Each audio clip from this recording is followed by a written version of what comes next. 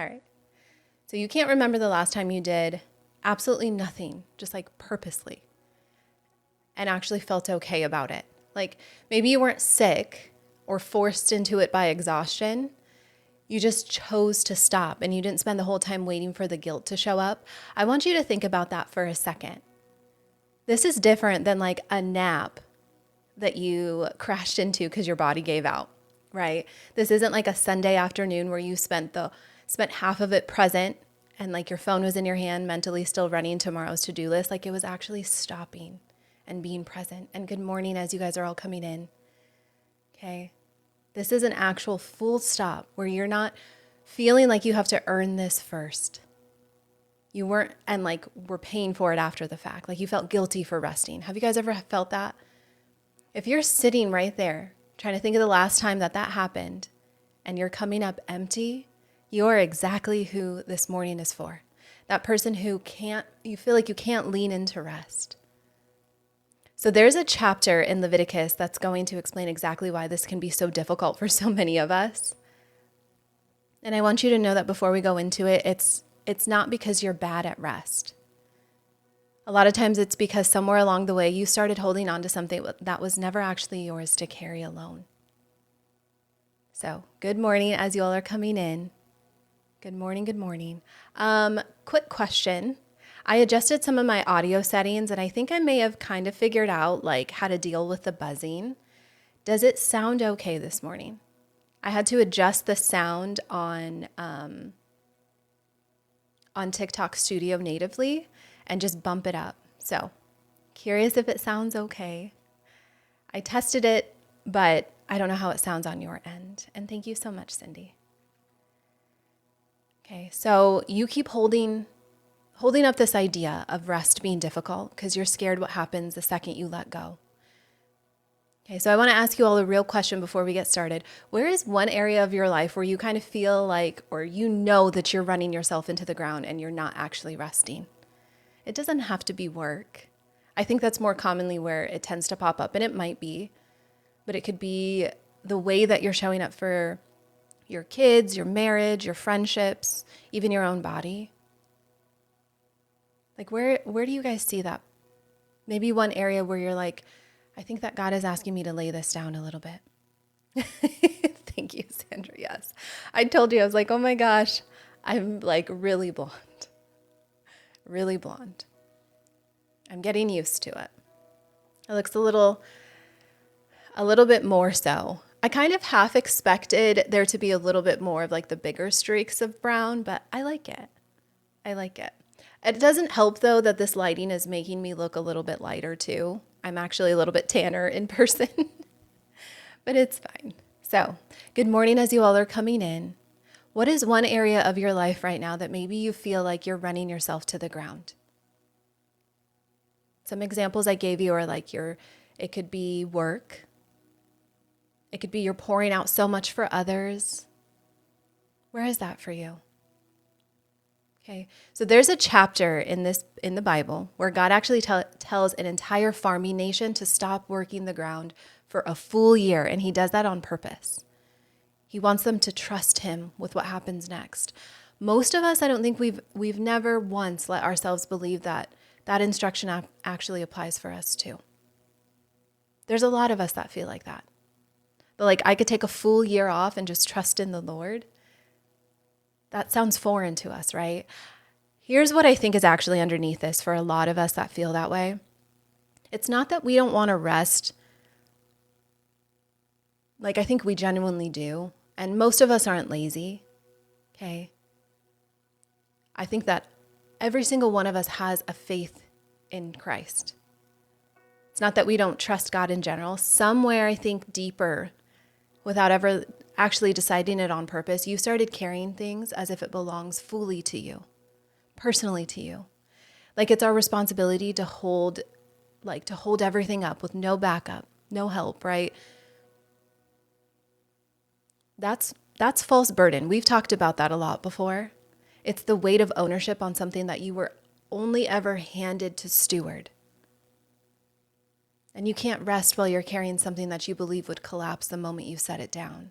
right? Can you guys fully rest if you feel like the moment I do it, it's just going to collapse? The moment I fully lean into rest. Have you guys ever felt that? Like, I have to continue going. I have to keep doing these things. I can't let the ball drop. I'm the only one in my family that can do this. Good morning as you all are coming in. My name is Vanessa. We do these Bible studies each and every morning. I call them our coffee and calling.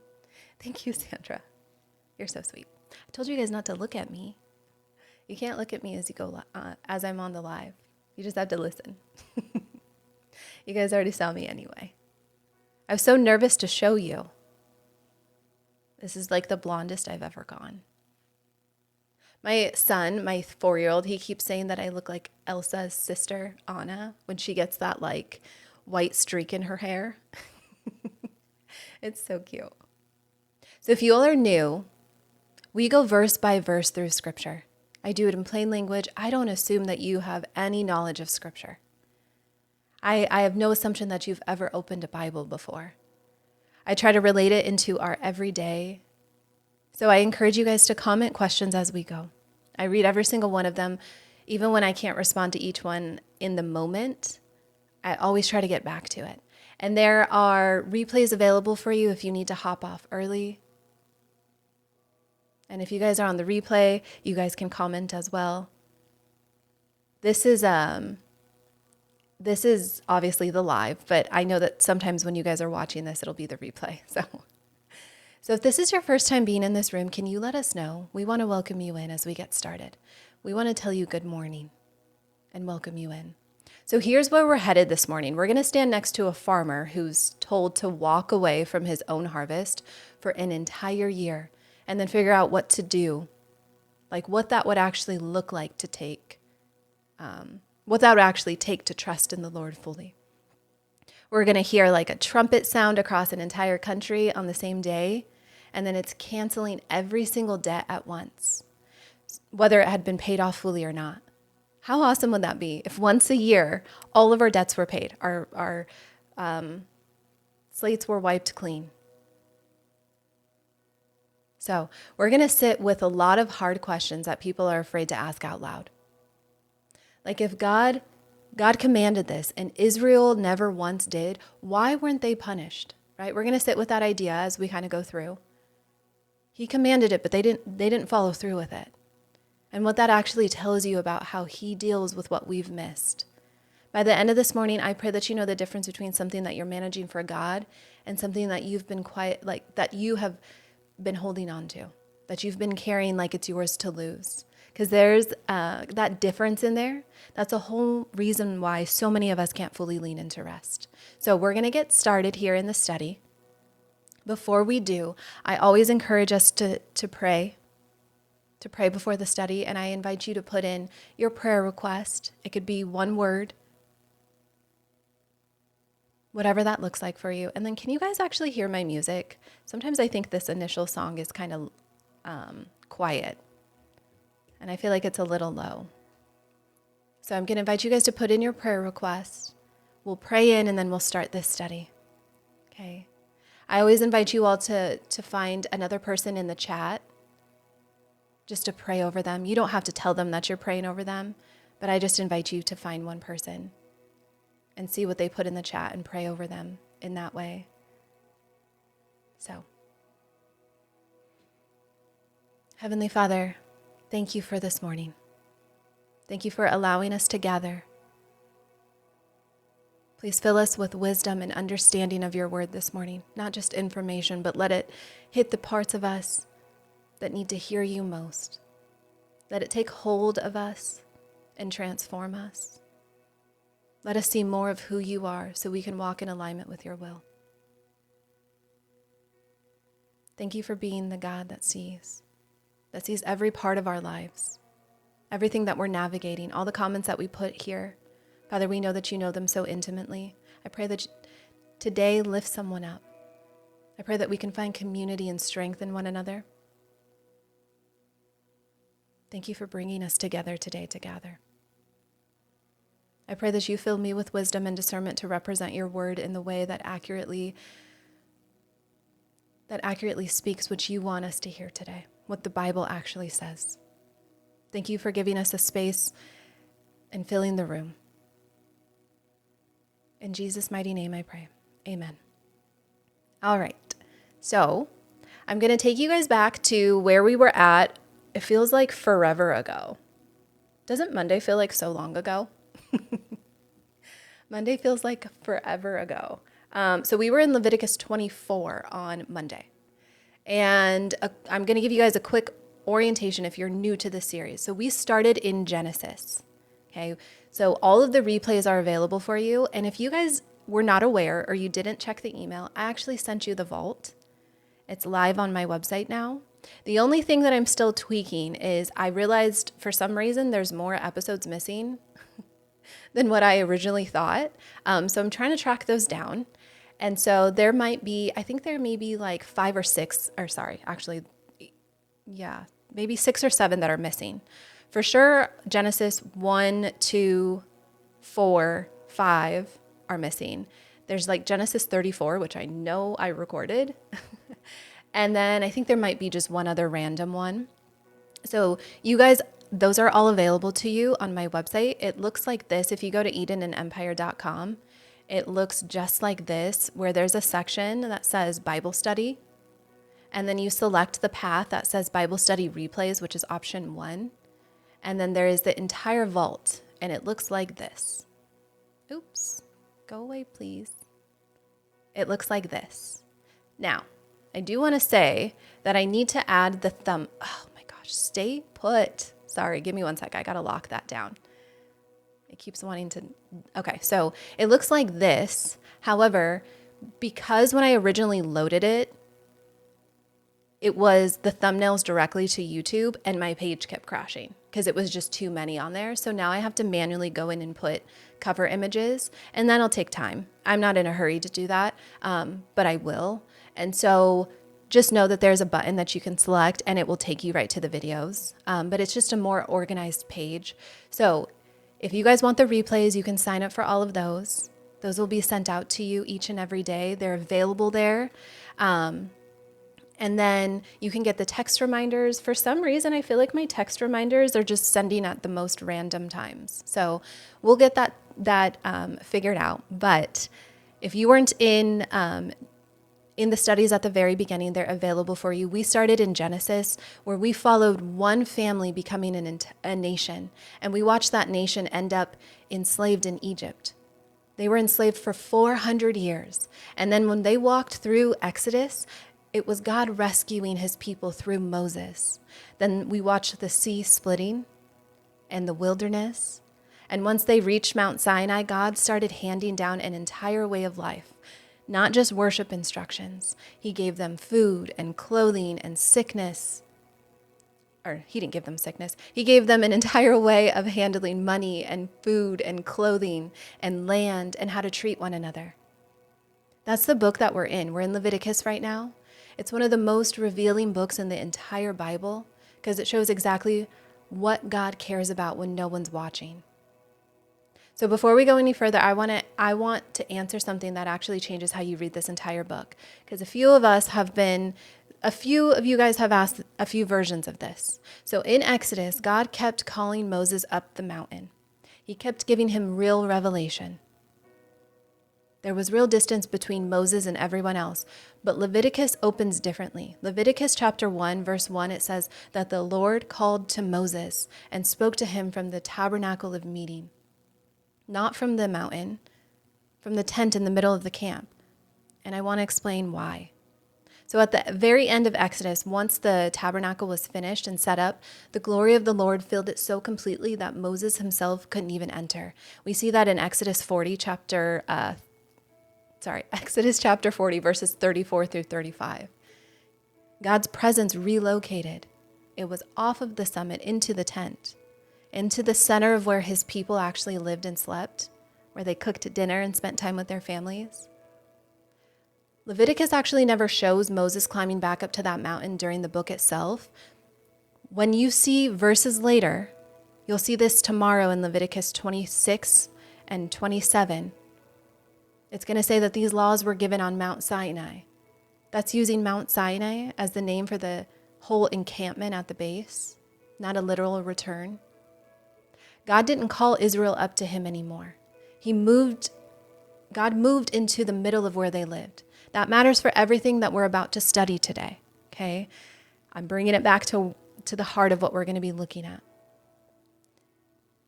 It's because a God who moved into the middle of the camp instead of staying on the mountain is not a distant landlord.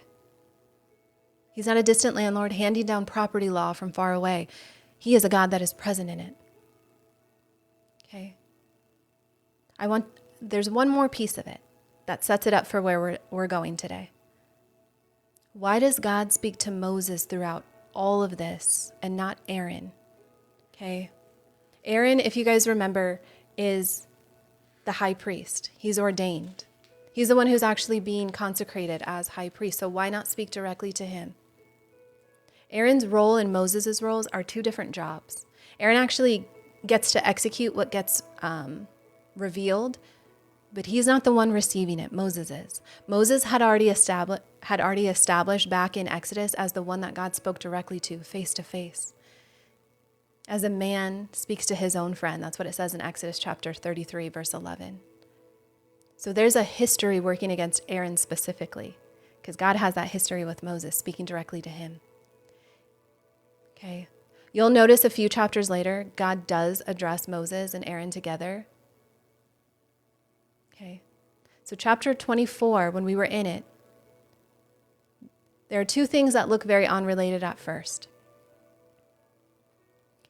There was the first half that covers keeping a lamp burning continually in the tabernacle. Good morning, Stormy and Christina, and all of you guys that just came in.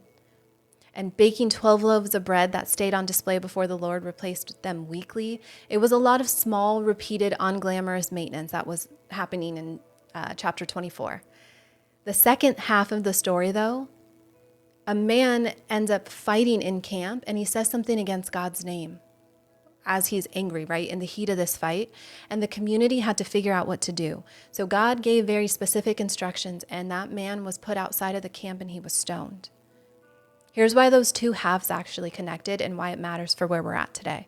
So the lamp and the bread, they teach that faithfulness is mostly the unglamorous, small, repeated things that we're doing day in and day out. And God notices those things anyway. The second half of it teaches what comes out of your mouth in the worst moment. It's taken seriously. It's not just brushed past, especially when it's against the name of the Lord. So what they do together, they show a God who's paying attention to the small, repeated things that nobody actually applauds. And then what happens when someone gets pushed past what they can carry? That's exactly where we're going to be at for chapter 25. Because chapter 25 is going to ask you, it's going to ask you what you do quietly, repeatedly, when no one's forcing you to do it. And it's going to ask you what happens in you when you've been carrying more than what you're supposed to. Okay? So that's where we're at for 25. I know that was a long setup, but we're here. Okay? So I'll read through verses 1 through 7. This is the Sabbath year. So, and the Lord spoke to Moses on Mount Sinai, saying, "Speak to the children of Israel and say to them, when you come into the land which I give you, then the land shall keep the Sabbath to the Lord. 6 years you shall sow your field, and 6 years you shall prune your vineyard, and gather its fruit. But in the 7th year there shall be a Sabbath of solemn rest for the land, a Sabbath to the Lord. You shall neither sow your field nor prune your vineyard. What grows of its own accord of your harvest, you shall not reap, nor gather the grapes of your untended vine.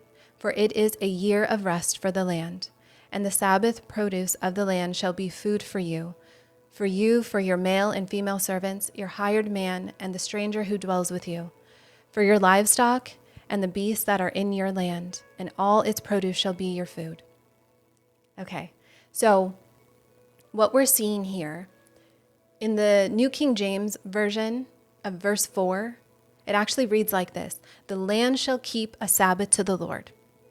But when we look into the Message translation, it puts it a little bit more plainly. It says, the land gets a year of complete and total rest. It is a Sabbath to God himself. It's not just a break in like their farming schedule. And I call that out because that distinction actually matters a lot. This isn't an agricultural technique that God happened to bless. It's an act of worship that is aimed at him. And it's performed by leaving a field alone. It's like, just let it be, okay? So I want you to picture what an actual Israelite farmer, like picture that, an actual Israelite farmer. And they're standing at the edge of he's standing at the edge of his field in year 6, okay? He's watching a really good harvest come in. He's had 6 years of planting this harvest. He knows that next year he's supposed to walk away from that same ground and just let it sit untouched. That would be really hard to do, right? This is a family whose entire food supply all year, every single year, comes from what this ground produces. There's no store to walk into if the harvest fails. There's no backup system, right? It's just this field. It's this field and what God said that he had to do with it. Most people picture the Israelites, I think, you guys tell me if this is you, okay? But I think most of us picture the Israelites wandering through sand for 40 years, right? Because they're in a desert. So when I was reading this, I was like, where do they plant the fields? Like it's a desert. Did you ever imagine that? They're just wandering through sand for 40 years and assume that's just their whole world. It isn't though. Okay, once they're on, it isn't once they're on land. So this is the hillside terrace. It's farming, it's grain fields, it's vineyards, it's olive groves. It's actually an entire agricultural economy, thank you so much for that lives or dies by whether the harvest actually works. Okay, so when God says take a full year off, that's not a small ask. That's a lot. That's asking a family to trust him with their food supply on a schedule that they don't get to choose.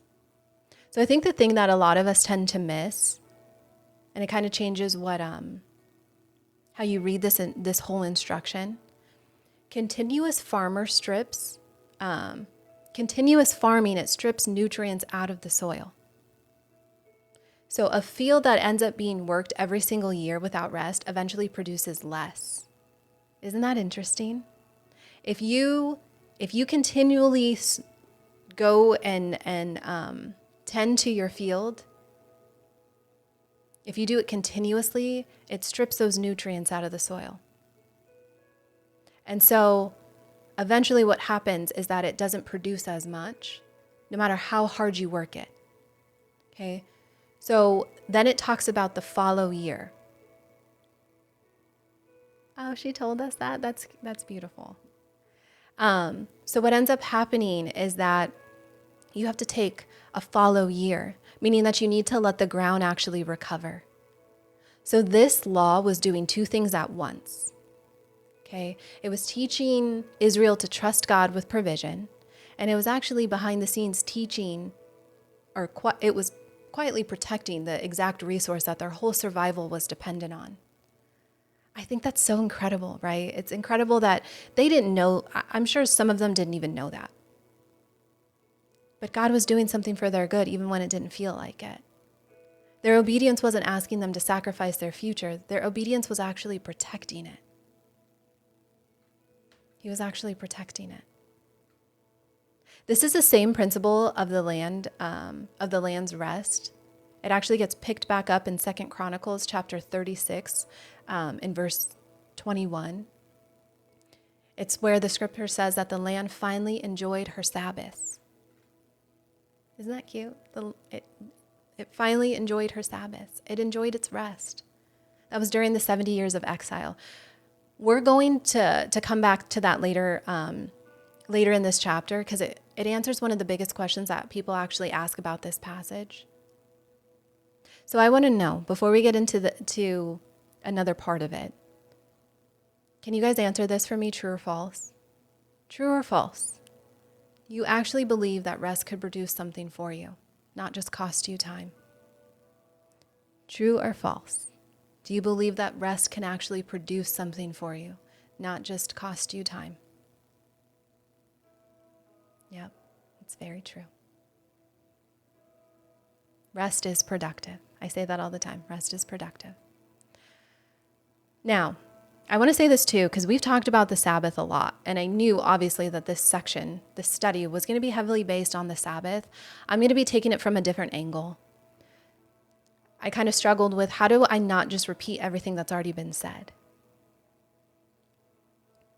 and relate it to a way that we've never heard it in our studies together. Not that you've never heard it before, but I pray that this invites you into something about rest that you haven't heard from me in the studies before. I want you to feel the weight of what God is actually offering here, not just the instruction. He's not asking Israel to prove that they can survive without the provision. He's promising provision before they ever even asked for it. It's attached to an act of obedience that they haven't performed yet. It's not a test that was designed for them. It's not designed to see if they're going to fail. It's a father building rest into the very system that his children depend on before they ever even knew that they actually needed it. So as we go through this, I want you to also think about this. What field or what area of your life have you been afraid to just leave alone and just let it rest? What's the one thing that you keep working year after year, convinced that if you even stopped for a second, it would just stop producing something together? You're kind of just white knuckling it. Is that parenting? You can put it in the chat if you want to. You don't have to. I just want you to think about it. Is it your marriage? Is it relationships? Your health? What are you holding on to? And you feel if I don't monitor every element of this, it's going to fail or it's going to fall. It's going to stop producing something altogether. I want you to think about this, and you can put it in the comments if you want to, if you're willing to, but just think about this as we go through this, because it doesn't look the same for everyone in the room, right? It could be some of us that are single and we're building a career, and it might be the belief that if you're not always the one staying late or saying yes to the extra project, somebody's going to take that opportunity that you're working towards. Or you're a new mom, and it might be the belief that you're not, if you're not the one who remembers everything, the diaper bag, the pediatrician appointment, the thank you notes, it all falls apart. So you just never let yourself fully rest or let anybody else manage it. Or a teenager, or a mom of teenagers, right? If you stop managing every single schedule, every conversation, they're going to drift. And you never stop monitoring long enough to just actually enjoy them. There's a lot of us living different things. Just think about that. Okay. I think so many of us have been working that same ground for years. We've been working it for so long that we've done it without a single season of actually resting. And I think we kind of confuse that with being disciplined. I don't think that's necessarily what it is. I think that's fear, but it's dressed up as discipline. I think that God built rest into the design before he ever built the harvest.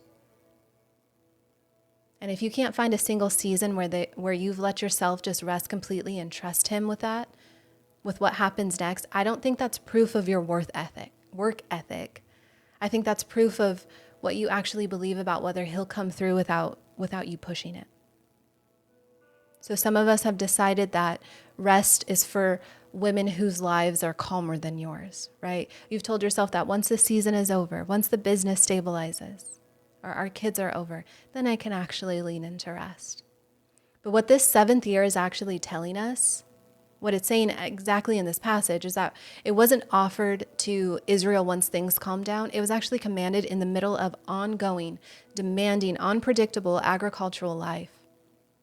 I think it's because God knew that if he waited for a convenient season, that season would just never come, right? We always say later, I just need one more week.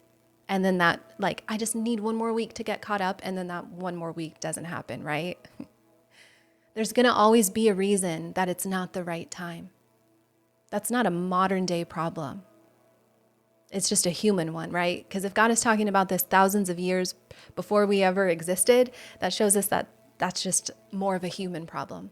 And God actually addresses it 3,000 years before we were the ones that were making that excuse to ourselves. So I think that some of us are afraid that if we actually rest, we're going to find out how much we've been carrying that wasn't necessary. Okay. So I'll read through verses, let's see, I was in verse 8. I think it's 8 through, sorry, give me one second, you guys. I took 5 billion notes. Okay. I'll read verses 8 through 13. Okay. This is the year of Jubilee. And you shall count 7 Sabbaths of years for yourself, 7 times 7 years. And the time of the 7 Sabbaths of years shall be to you 49 years. Then you shall cause the trumpet of Jubilee to sound on the 10th day of the 7th month. On the day of atonement you shall make the trumpet to sound throughout all your land. And you shall consecrate the 50th year, and proclaim liberty throughout the land to all its inhabitants. It shall be a jubilee for you, and each of you shall return to his possessions, and each of you shall return to his family. That 50th year shall be a jubilee to you. In it you shall neither sow nor reap what grows of its own accord, nor gather the grapes of your untended vine. For it is a jubilee, and it shall be holy to you. You shall eat its produce from the field. And in this year of Jubilee, each of you shall return to his possession.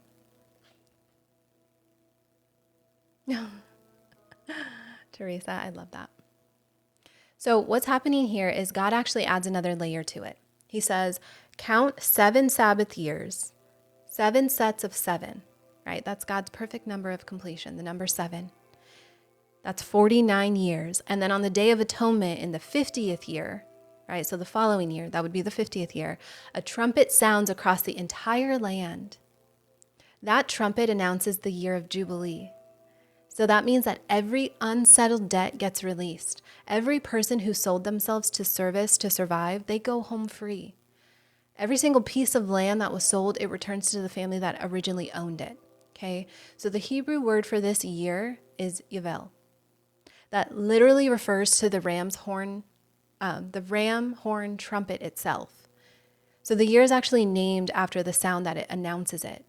So in the New King James Version of Scripture, of verse 10, it actually says, proclaim liberty throughout all the land. And then when we look into the Message translation of it, it says, make it a holy year. Proclaim freedom for everyone. Okay, so it's the same instruction. But he's saying, make it holy. Make it holy, it actually pulls something forward that proclaim liberty. It can lose in the older phrasings. This isn't just a legal reset, it's a sacred one. Okay, so try to picture yourself hearing this trumpet. Like if you were the one in debt, or you're the one who sold yourself into someone else's household to survive, because I want you to also understand this. When we talk about slavery in this chapter, I want you to understand, we're going to go deeper into what it means, but that's what they did. They sold themselves into someone else's household because they needed to survive. And as I was studying this, one of the questions that I asked myself, I would love to show you guys my process sometimes. I'm like, why is this? Why did that happen? Anyway, one of the things that I was thinking is, imagine an Israelite. They just came from 400 years of slavery. Wouldn't that be weird for them to be enslaved again? We'll dive deeper into that, but I just want you to know that element of it, okay? So when you're picturing that trumpet, and you being the one that either sold yourself or you were in debt, you didn't petition for it. You didn't have to prove yourself, prove that you suffered enough or that you paid enough. That sound went across the entire country the same day, and it applied to you whether or not you believed it would or not. Like, it was just canceled. Everything that was owed was just gone. It was wiped clean. The slate was wiped clean. Like if you guys heard that trumpet sound today, canceling one thing you owe, or money or guilt or an old mistake, what would it be? If you could be like, if I could just wipe something clean right now, what would it be? Would it be like guilt over a relationship, guilt over something that you did to somebody else? It could be money. I feel like money is a pretty big one. Maybe a mindset that you have. I don't know. Maybe think about that. Maybe you guys will have some more clever answers. There's something that I feel like is actually really important underneath this to help us distinguish the two time frames very clearly. So we're talking about the Sabbath year. That's every 7 years. This is specifically about the land resting, okay? But in Deuteronomy chapter 15, it separately commands an actual debt release. That can actually occur on the 7th year cycle. So the Jubilee is the 50th year. The Sabbath is the 7th, every 7 years. And the Jubilee is on the 50th year. That is after 7 full cycles. 7 full cycles of Sabbath years. It's a bigger reset. The land actually returns back to its original family.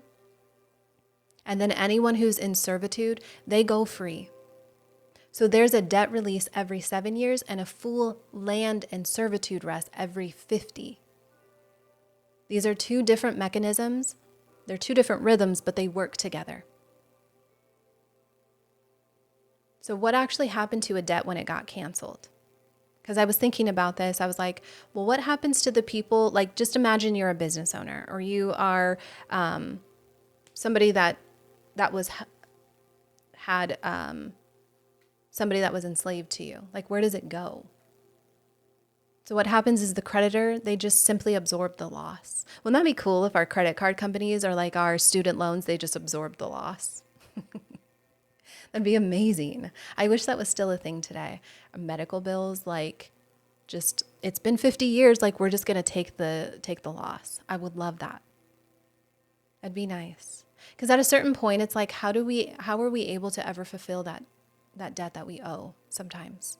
It just continues to accumulate. They simply absorb it. There's no shifting it somewhere else. There's no hidden fees, no future collection. It's just gone. And it's gone fully. The person that was owed money bore the loss themselves. It was by God's own design. It was as an act of obedience to him. So like, I'm going to answer this question because I feel like maybe some of you are like, well, why would that be okay for the creditor? Wasn't that like unfair to the person who was owed money? I want to reframe it for you so you can sit with this. In this system, everyone eventually stood on both sides of the equation. Okay, the same person who absorbed the loss, like this Jubilee, might have been the one that was released from a debt at least one other time, or they would be next. God wasn't asking just one group to bear all the risk while another group only benefited from it. He actually built an entire system where the whole nation took turns being the one who gave and the one who received. So it was so that generosity wasn't a one-directional sacrifice.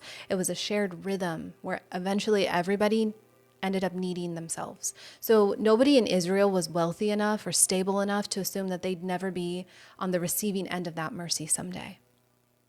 So when we think about this in like modern times, like a modern version of this, what if like every 7 years your car loan or your student debt or your medical loans just got wiped and they were gone and forgiven? Because you filed the right paperwork or you qualified under the right program. Right? They were just gone. Not because you, sorry, I said that wrong. They were just gone. Not because you filed the right paperwork. They were just gone. They were gone because the calendar said so and it was guaranteed. And it was the same for everybody. Think about what that would actually do to how a person lives. You wouldn't take on debt, I think, the same way. You wouldn't stay in survival mode for decades over one medical year or like one failed business. An entire country's relationship with fear, with scarcity, with hoarding, it would actually look completely different if the release was scheduled instead of just hoped for, right? That's the case for why God actually mandated this in the first place. He wasn't just managing an economy. He was building an entire nation's psychology around the idea that need is temporary and provision is coming. So instead of the psychology that most of us actually carry now, which assumes that like debt and lack are permanent unless you personally fight your way out of it, I think that's how we live now. That's not what he wanted for us. I think the harder truth to name, or that is worth naming honestly, is we don't have that law today, and it shows. Our relationship with debt, with scarcity, with fear of like not having enough, it was actually shaped by the world that was built in a guarantee, that was never built into a guaranteed release, right? That doesn't mean that God has stopped caring about our provision, though. It means that the burden of proving that you'll be okay has fallen entirely on you in a way that it was never supposed to. I think that gap is part of, or like a big part of why so many of us live exhausted, why we live guarded, why so many of us are just like completely unable to rest when nothing is actively wrong. Like in the surrounding nations in Israel, the cultures of that region, debt cancellations happened sometimes, but they were royal favors and they were handed down whenever a king just felt generous. And it was usually at the start of his reign when he probably felt the most generous. Nobody could actually count on it. It wasn't a law, it was just his act of mercy. Oh, Grace, I love that. I'm over here thinking like, are you guys understanding what I'm saying? Because you're all so quiet. But Israel's version was actually the opposite. It was actually written into the calendar itself. It was guaranteed. It was guaranteed. It was never subject to anybody else's discretion. That's the difference between hoping someone might forgive what you owe and knowing the actual release date was already fixed before you ever borrowed anything. There's actually, you know what I find so interesting?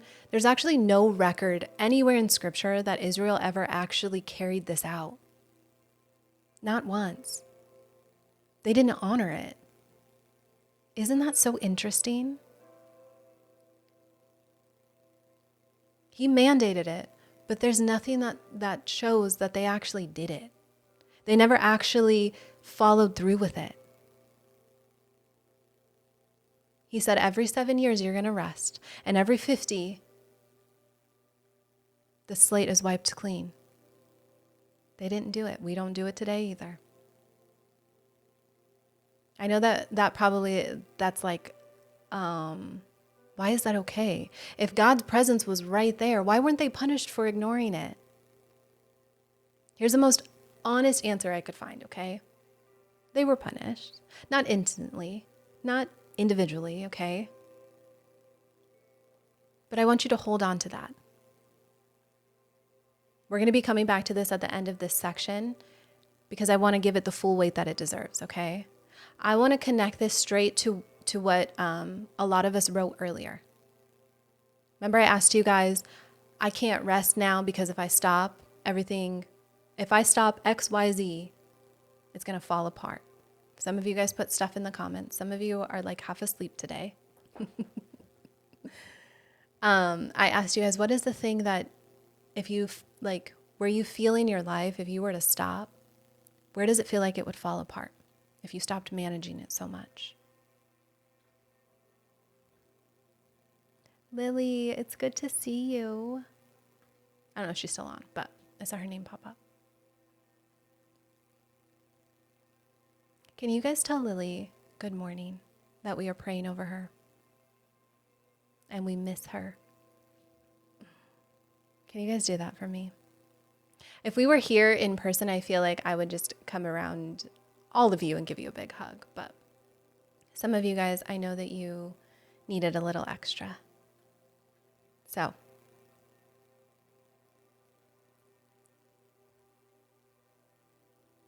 I think a lot of us have been living our lives like there's no release date coming for us. No release date for the things that we're holding on to. Like whatever debt or mistake or failure or struggle that we're holding on to, we're still paying on something that has no scheduled end. But what I'm seeing here is that God didn't ask Israel to earn their way out one payment at a time before they qualified for the relief. Because he actually built that relief into the structure itself. He did it on schedule. It was on a schedule that he set. No one, not one person had to prove themselves into this schedule. Okay? None of us did. It's not earned.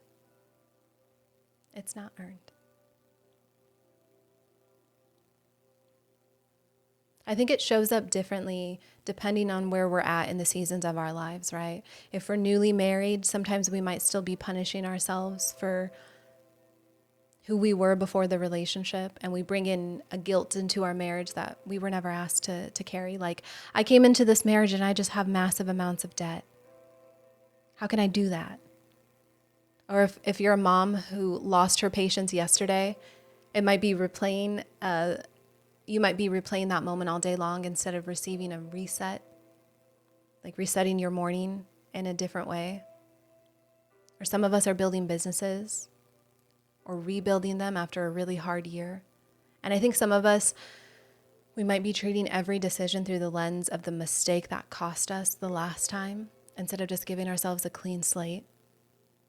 Or for some of us that are in seasons of grief, we might be believing that we have to keep proving our love through suffering, as if it means, or as if moving forward means you don't care enough.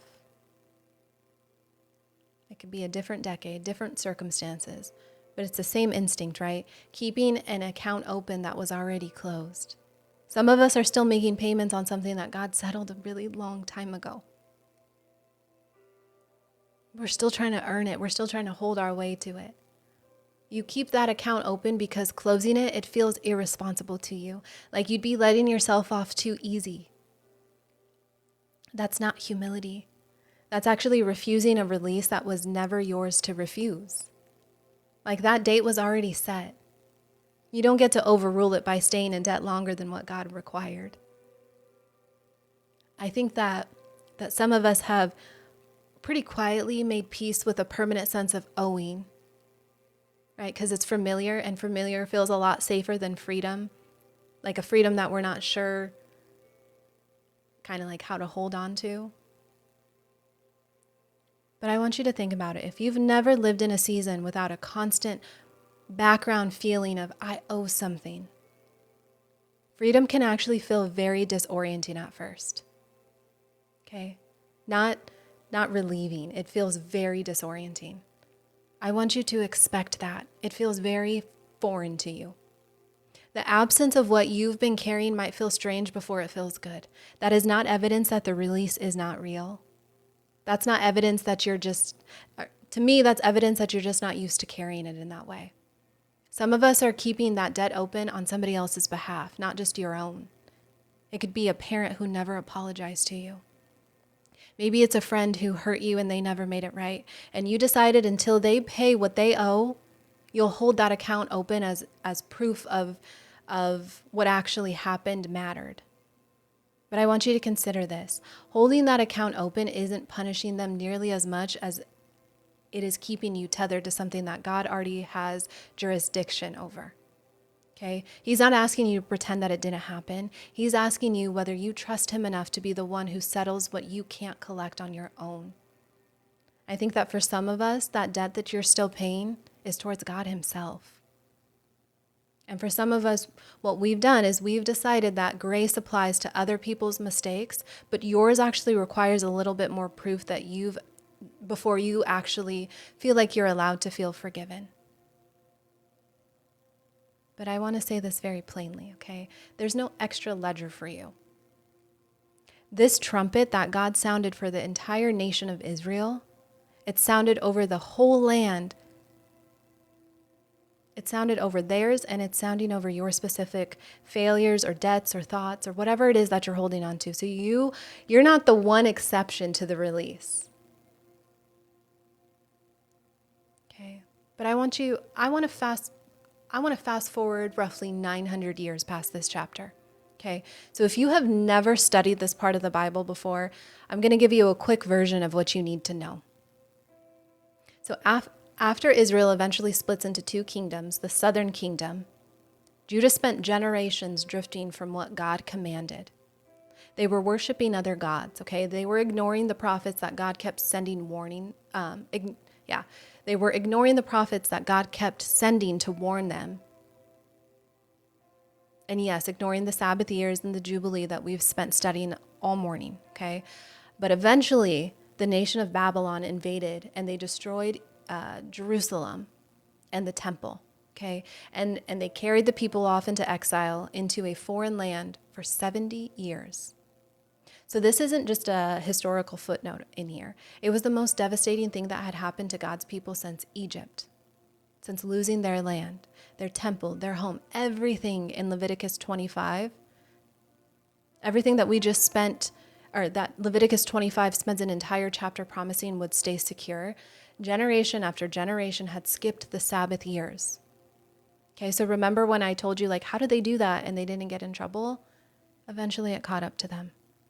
The land never got rest, and nobody sounded the trumpet. In 2 Chronicles chapter 36, verse 21, it says plainly that the land finally enjoyed her Sabbaths. That actually ties directly to the 70 years of exile itself, to fulfill the 70 years. There's a lot of scholars that actually connect the 70-year number to generations of unobserved Sabbath, and they were all finally being collected at once. What we'll see tomorrow in Leviticus 26, it lays out exile as one of the specific covenant consequences for exactly this kind of long-term neglect. So the honest answer to why Israel wasn't punished is that they were. It was just on a longer timeline than any single generation could see. That consequence didn't just disappear because it wasn't immediate. It just arrived later, and it arrived collectively. And that land, it got its rest either way, whether the people gave it willingly or it had to be taken by force. But I want to show you about who God actually is. Okay? He is not a God who forgets what he's owed and then just lets it go. He's not a God who explodes the second that something's missed. He is patient across generations in a way that should terrify you and comfort you so much at the same time. Okay? His justice is real, and it is also unhurried. He doesn't need to punish you today to prove that he noticed. He is the same God. He is patient and exact, and he is watching over what's his long after you stop tracking it yourself. I think that we should give him glory for that, because he keeps a better record than what we do, and he's more patient with us than what we deserve. But I think it's almost like this idea, too, of because they didn't want to be obedient, they kind of did it to themselves, if that makes sense. They didn't honor it, so it caught up with them. I think of it like this. When I don't rest, when I keep going and I push past my limits, it catches up to me. I don't want to blame him for that, because that's me. I'm the one that ultimately didn't honor his guidance. He shows me, hey, just do this. If you keep the commands that I give you, it's beneficial for you. You bear the fruits of it. But if you don't, you're not going to experience the fullness of what I have to offer you, and it will catch up to you. But I can't let it go on for so long that it's kind of like sin, right? We know that when we continue to live in sin, it doesn't just affect us, it starts to affect others. And it's like this weed that takes root, and then it starts affecting all the other surrounding beautiful flowers. After so long, you have to pluck that weed out of the garden so that it doesn't continue. I almost think of it like that. Okay. So when we move into, I'll read verses 14 through 22. And I know that I'm spending a lot of time in between verses, but that's intentional. It's very intentional, because I really want us to see. I actually think when I wrote Leviticus 26 and 27 as well, I'm spending more time in these verses trying to get it back to us and to him, even more so than what we have in the past. So when we go through, I'll go through verses 14 through 17. Thank you so much for that. Verses 14 through 17. Where'd you go? Okay. So it says, "And if you sell anything to your neighbor or buy from your neighbor's hand, you shall not oppress one another. According to the number of years after the Jubilee, you shall buy from your neighbor, and according to the number of years, the crops he shall sell to you. According to the magnitude of years, you shall increase its price, and according to the fewer numbers of years, you shall diminish its price. For he sells to you according to the number of the years of the crops. Therefore, you shall not oppose one another, but you shall fear your God, for I am the Lord your God. I missed you all yesterday. I missed you all, but I had the most amazing time. I love going to get my hair done. Fun fact, my hairstylist, Renee, she's more than that, but that's what you guys would know her as. If I just said Renee, you'd be like, who's that? Renee has been my hairstylist since I was 11, so over 20 years. And I don't see her every 8 weeks like I should. Thank you guys for that. But when I get to spend the day with her, it's just the best. I bought us lunch, and she is one of my oldest friends. One of my oldest friends. And it is a blessing to just get to catch up with her, and we swap advice, and it's just her and I in the salon. So that's always fun. But it was a good reset. It's always so good to see her because she's been a part of every big moment. Doing my hair for my wedding. She's the one who, when my mom, it's so cute because when we moved here, she was like, when I was in school, people used to kind of like make fun of my hair because it was so curly. And my mom, bless her. I mean, I'm a little mixed girl, and my mom doesn't have textured hair. So she's like, please, can anybody help me, with her hair? And so Renee taught me how to do my hair, and she's always celebrated it and embraced it. And she's like, Vanessa, your hair's so healthy. It could hold this blonde. Because I always tell her, I'm like, Renee, please don't do it if it's going to not be good for my hair, right? She's just one of those stylists. And she's like, no, I would not let you, but your hair can hold it. And I was like, yay. So she is family. She is family. She also does my brother-in-law's hair because she doesn't normally do men's hair. She does my brother-in-law's hair. She's very select with whose hair she does. But I know that I missed you all yesterday, but it was so needed for me. So thank you guys for understanding. It was so needed on multiple levels. I was like, Renee, please hide all my gray hairs. They're getting unruly. I have like 7,000 of them, so make them blend in. So I'm gonna unpack verses 14 through 17. I think they get very practical very fast. So essentially what they're saying is when you buy or sell land, the price has to be based on how many years remain until the next Jubilee. Thank you, guys. How many years remain until the next Jubilee since the land returns to its original family anyway? So like in verse 17 of the New King James Version of Scripture, it says it very plainly. You shall not oppress one another, right? But the Message translation, it says it even more directly. It says no exploiting your neighbor. So then in verses 18 through 20, it's going to answer that question very head on. Okay, so in verses 18 through 20, it says, you shall observe my statutes and keep my judgments and perform them, and you will dwell in the land in safety. Then the land will yield its fruit, and you will eat your fill and dwell there in safety.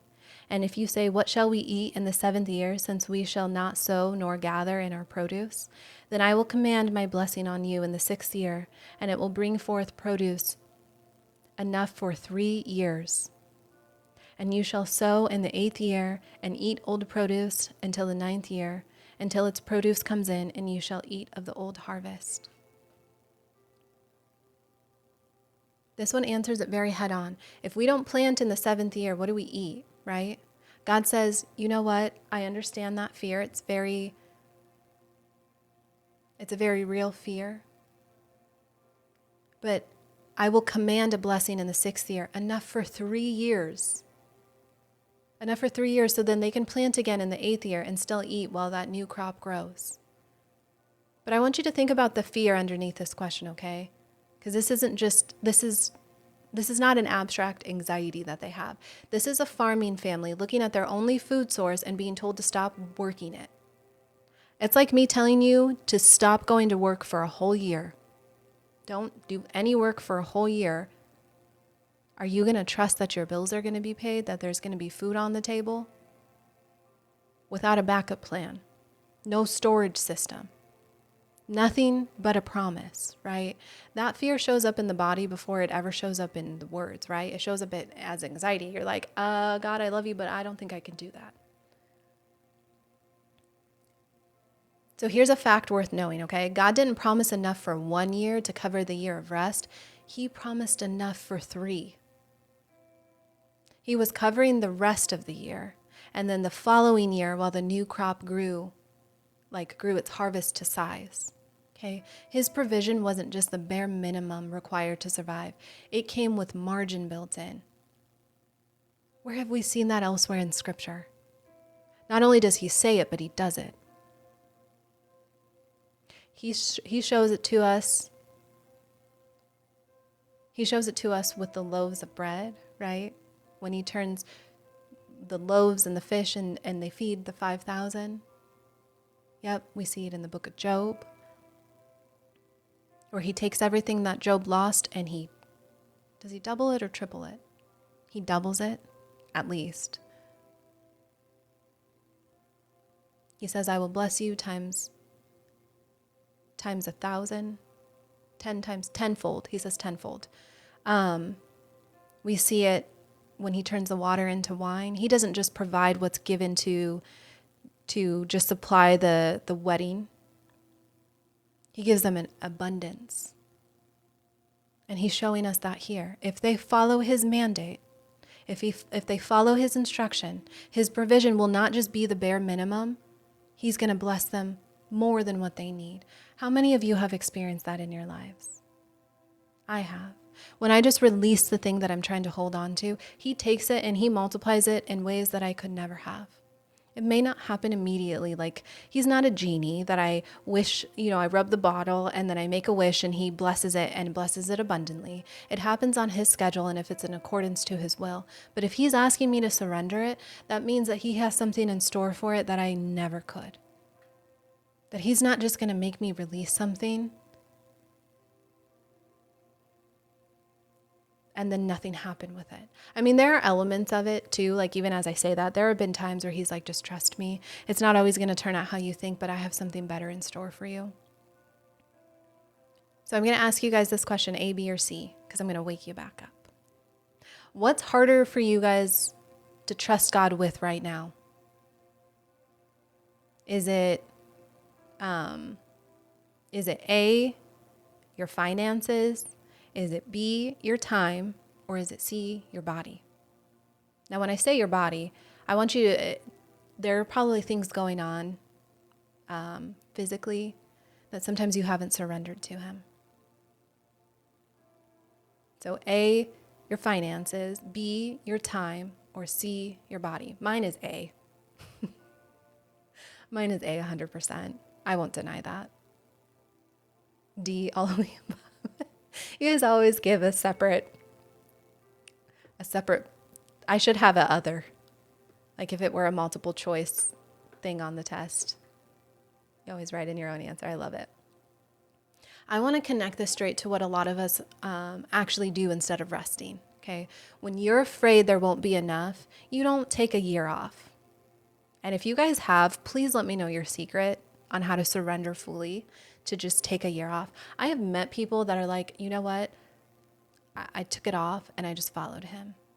You know what? I can say that, but I actually told my husband this. I said, babe, can we trust that the Lord is going to do something with our obedience? Give me a year. I actually did say that. I said, please just give me a year. I'm going to build this business. And I know that it will produce something. I know that he's blessing us. But can we give it a year at least? Just 1 year. I won't provide. Will you be the provider for a year? Can we do that? So I've said it, I guess. I've surrendered that. And I said, I'm going to offload all of my clients that I previously had to follow this direction that he's called me to. Will we be okay? And he said, we will be fine. We will make it work, right? We will trust in him. And so we have most days. He trusts sometimes more than what I do. Right? Yes. And because of that obedience, I get the pleasure of being with you guys today. I still do it. It's not a previous, I coach, I'm a brand and market strategist, and I coach other faith-driven female entrepreneurs. But I stopped serving clients in one capacity and stepped more fully into what I'm doing now. I coach other faith-driven female entrepreneurs, but it's a different setting. I don't execute. I don't create websites, logos, marketing plans. I don't do that part of it. I don't do graphic designs. It's just different. I surrendered all of that. The high-paying clients, and more of the hands-on work, essentially. So back to where I was telling you guys. Essentially, why we do this is when you're afraid there's not going to be enough, you don't usually just take off. A lot of times you keep planting every single angle. You keep saying yes past your own capacity, not because you're a bad steward, but because some part of you doesn't believe that provision is actually coming if you stop moving. That's why we do that. That's fear doing exactly what it's built to do. But the problem is that constant output was never designed to be the thing that it was never the thing that God designed to provide for you. Rest was. So I want you guys to take note of the areas that you've been overfunctioning in specifically. Overfunctioning because you don't trust that enough is coming if you stop. Okay. I think some of us are working like 3 years worth of effort into a single year because we've never let ourselves believe that God's provision could actually cover a season where we produced nothing. It doesn't even need to be in the monetary sense. Sometimes we worry enough for 10 people about our health, about relationships. We're taking on more for our family. We're doing more. And it's enough for like 5 people, right? I think that some of us don't believe that fully that somebody else is going to step in, that God is actually going to reward or show up and help those other people. Some of us, I think we do it because we feel like if we don't, the other person's going to fall. That's not the world's version of a strong work ethic. That, for a lot of times, is a person who's never let themselves test whether God actually meant what he said. Test that. Think about that. If you have anxiety over doctor appointments, dentist appointments, and you worry, I think a lot of times that's a woman who's never let herself test whether God actually meant what he said, that he is healer, right? For those of us that worry and stress and overwork in business, do we believe that he's provider? A lot of times that's us never letting ourselves fully test it because we try to own it on our own. Or a family member who takes on more. You handle other people's finances, you handle childcare, you handle pickups, you handle all these other things because you want your family to be successful. But have you ever let God swoop in and take hold of it for you? He says, my yoke is easy and my burden is light. Remember that yoke means that you're not meant to hold it on your own. But some of us are white knuckling it to the point where we're not even allowing him to step in. And I think that if some of us would actually be relieved to stop, right? But if we would be relieved to stop if we believed for 1 second it was safe to.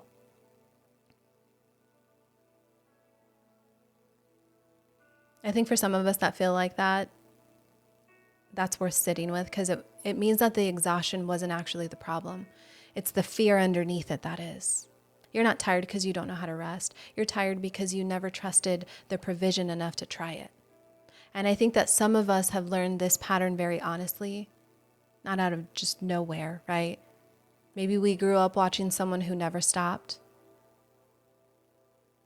We watched somebody who just kept going and going and going, and it taught you that stopping is what irresponsible people do.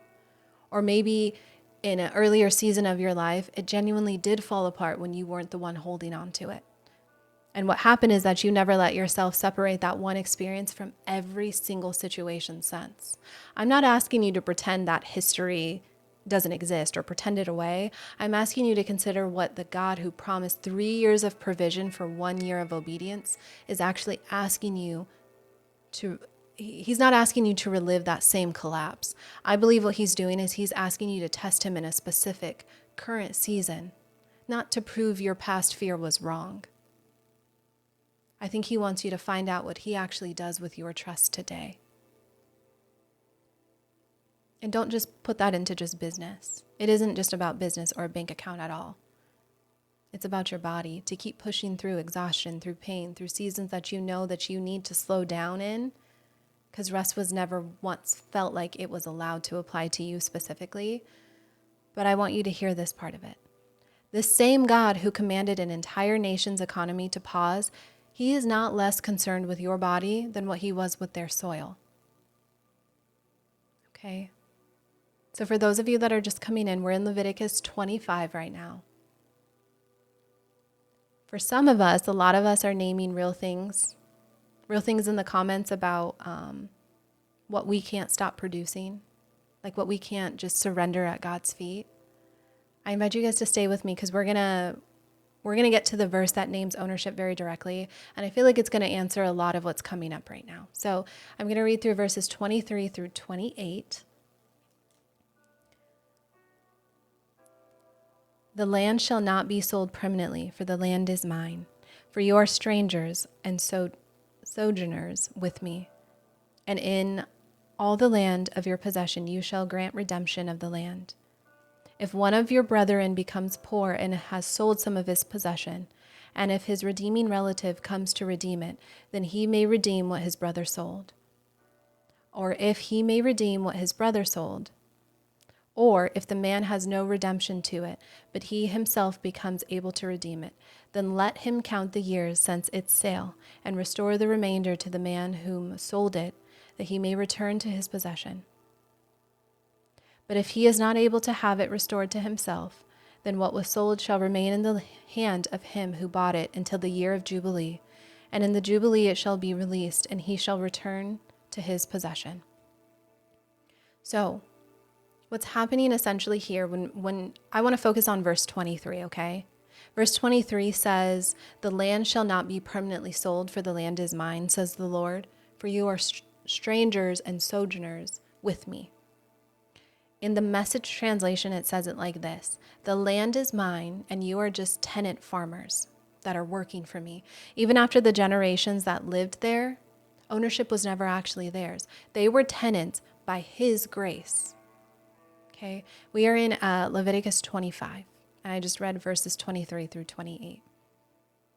Then when we look at verses 25 through 28, those actually lay the redemption law. It says that if someone else ended up poor and had to sell their land, their nearest relative had both the right and the responsibility to buy it back for them. So if nobody could redeem it, the land still returned automatically at Jubilee either way. So when we look at this, envision like a family and their land actually got sold off, and it was sold off out of desperation. Imagine your house got repossessed, okay? It got repossessed out of desperation. And knowing full well that it wasn't a permanent loss because either a relative would step in or the Jubilee would eventually bring it back regardless. That's a completely different emotional experience than losing something forever, right? If you knew that your house, you were desperate, you didn't have the funds right now, you were going through an incredibly difficult season, and you knew eventually it would come right back around to you, you handle that differently. But we don't have that opportunity to, right? We don't. A lot of us, there's grief. For some of us, there's panic. But in this situation, it wouldn't be any of those things.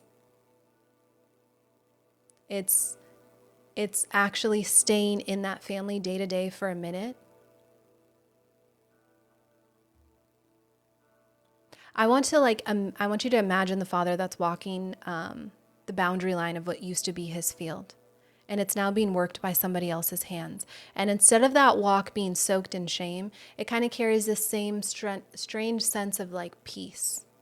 And it does it because he knows the exact terms of when this other person possessing the field, he knows when that's going to end.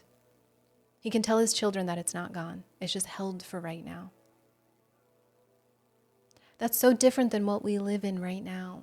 It's incredible to me. Like, could you imagine what things would be like if we actually honored what Scripture said? Like the whole world, the whole society. Imagine how different we would operate as individuals.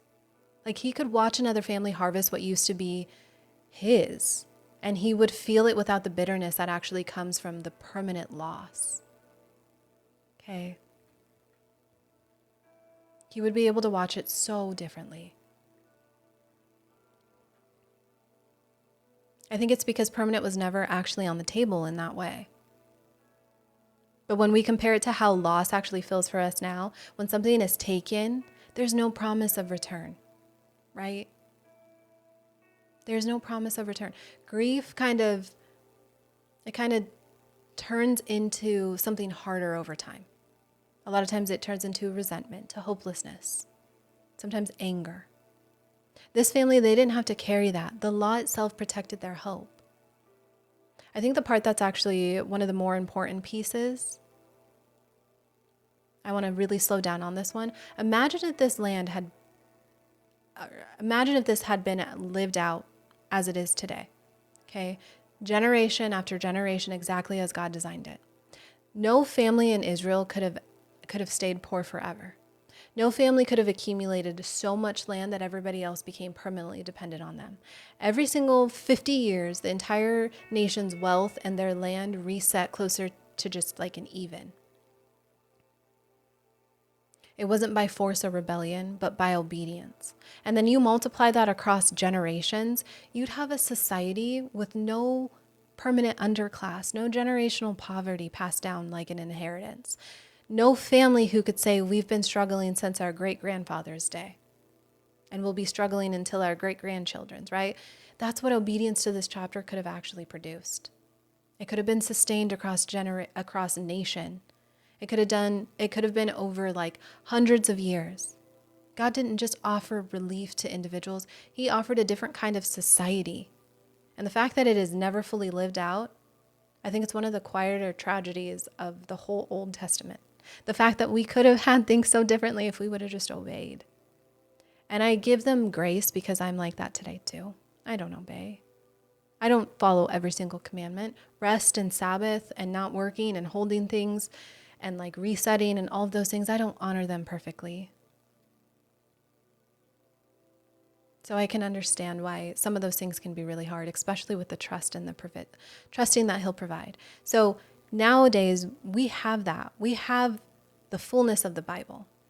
Thank you for that. They were just getting to know God, right? They had never experienced Him. They had experienced Him as provider, right? He provided the manna. He delivered them. Their entire identity was being reset. So what I want to say too is that doesn't happen overnight, and that He gives us grace. But I think ultimately, if we don't honor it, it's not His doing, it's ours. And so many people are so quick to say, God put me here. God did this to me. There are some seasons where He does take us through things. But how much of it is actually Him when we find ourselves in difficult situations? The Hebrew word for the relative that was responsible for buying back what was lost, it's actually translated as kinsman redeemer or family guardian. So this wasn't a stranger just doing a favor. It was an expected family role. It was an expected family role, including buying back lost land and providing an heir for a relative who passed away without one. And in some cases, avenging a relative's blood if they were wrongly killed. So this exact concept It becomes the foundation for how the New Testament describes Christ. Not someone who simply forgives from a distance, but he's a redeemer. He's someone who pays what you couldn't pay. He's someone who brings back something that you have no way of recovering on your own. In Psalm chapter 24, verse 1, it says, "The earth is the Lord's, and the fullness thereof." It is the same ownership claim, but it's echoed generations later. I feel like this is an obvious answer, but I want to give you something to think about, okay? And just to answer yes or no to. How many of you have ever tried to fix something or like save yourself out of something that you probably shouldn't have, that you probably shouldn't have let someone else help with? Like you've tried to fix or save yourself out of something that you probably should have let someone else help with, but you try to just do it on your own. Yes, I've done that, or no, I can't think of a time. We'll come back to that, okay? But I just want you to think of that. I tend to think of ownership and false burden colliding actually most directly in this chapter. Because God actually tells Israel, he tells Israel before they even build their first house on this ground that it was never fully yours to control. He says, you're managing this land. You didn't create it. You don't ultimately own it. And when he says that, to me, that framing kind of changes everything about how we carry what's in front of us. Because when we believe that something is fully ours, every day we don't push on it like it's, it feels like risk. When we understand that it's something that we steward and it belongs to someone else, when we rest, it stops being reckless. It actually becomes trust in the actual owner. I kind of like the best example that comes to mind right now. I think of like being an auntie to my nieces, because I only have nieces. All of our siblings only have girls, and we only have boys, which is very interesting. But anyway, my time with them, I'm like, yay, I get to love on you and play, but like you're going back to your parents. I'm not responsible for everything that happens to you. Yes, in this moment, I'm tending to you and caring for you, but ultimately you're going to go back to your owner, right? You get to go back. I tend to and I enjoy those moments even more so, but I don't put the full weight on everything that happens in their lives on me, but I do my best in these moments when I'm with them, and then the full own. I mean, yes, there's a part of their upbringing that is a piece of mine, but does that kind of make sense? You don't take on the weight of everything, because you're stewarding it, but you don't own it. I kind of think about that, especially in business. In these moments where I feel like I'm struggling, I'm like, I am just a steward. He is the owner of my life. It's my job to actively participate in it, but it is not mine to hold on to every single element of everything. I can't control every single thing that happens in my day, or in my life, or in my business. Okay. So I'm going to read through verses, where did we stop? I'll read through verses 29 through 46. Okay, so 29 through 46. If a man sells a house in a walled city, then he may redeem it within a whole year after it's sold. Within a full year he may redeem it. But if it is not redeemed within the space of a full year, then the house in the walled city shall belong permanently to him who bought it throughout his generations, and it shall not be released in the Jubilee. However, the houses of villages which have no walls around them shall be counted as the fields of the country. They may be redeemed, and they shall be released to the Jubilee. Nevertheless, the cities of the Levites and the houses in the cities of their possession, and the Levites may redeem at any time. And if a man purchases a house from the Levites, then the house that was sold in the city of his possessions shall be released in the Jubilee. For the house and the cities of the Levites are their possession among the children of Israel. But the field of the common land of their cities may not be sold, for it is their perpetual possession. If one of your brethren becomes poor and falls into poverty among you, then you shall help him like a stranger or a sojourner that may live with you, Take no usury or interest from him. But fear your God, that your brother may live with you, and you shall not lend him your money for usury, nor lend him your food at a profit. I am the Lord your God, who brought you out of the land of Egypt, to give you the land of Canaan, and to be your God. And if one of your brethren who dwells by you becomes poor and sells himself to you, you shall not compel him to serve as a slave. As a hired servant and a sojourner, he shall be with you, and shall serve you until the year of Jubilee. And then he shall depart from you, and he and his children with him shall return to his own family, and he shall return the possessions of his fathers. For they are my servants whom I brought out of the land of Egypt. They shall not be sold as slaves. You shall not rule over him with rigor, but you shall fear your God. And as for your male and female slaves whom you have from the nations that are around you, from them you may buy male and female slaves. Moreover, you may buy the children of the strangers who dwell among you and their families who are with you, which they beget in your land, and they shall become your property, and you may take them as inheritance for your children after you, to inherit them as possession. They shall be your permanent slave. But regarding your brethren, the children of Israel, you shall not rule over one another with vigor. Now if a sojourner or stranger close to you becomes rich, and one of your brethren who dwells with him becomes poor, and sells himself to the stranger or sojourner close to you, or to a member of the stranger's family, after he is sold, he may be redeemed again. One of his brothers may redeem him, or his uncle's son may redeem him, or anyone who is kin of him and his family may redeem him, or if he is able, he may redeem himself. Okay. So, verses 29 through 34. Okay, I'll focus on that first grouping. They actually get specific about property. So a house that is built inside of a walled city could only be redeemed within 1 year. And then after that, it belonged to the buyer. Okay, not returning even at Jubilee. So a house in an unwalled village, it counted as part of the open field, and it returned at Jubilee like farmland did. So the Levites, okay, they're a tribe that is set apart for priestly service. They got a permanent exemption. I can't speak, you guys. A permanent exception. Their property in the Levite cities could always be redeemed at any time, since their cities were only their inheritance. When we look through verses 35 all the way to 38, it turns to those individuals that were poor. So in the New King James verse of 35, it says, if one of your brethren becomes poor, you shall help him, right?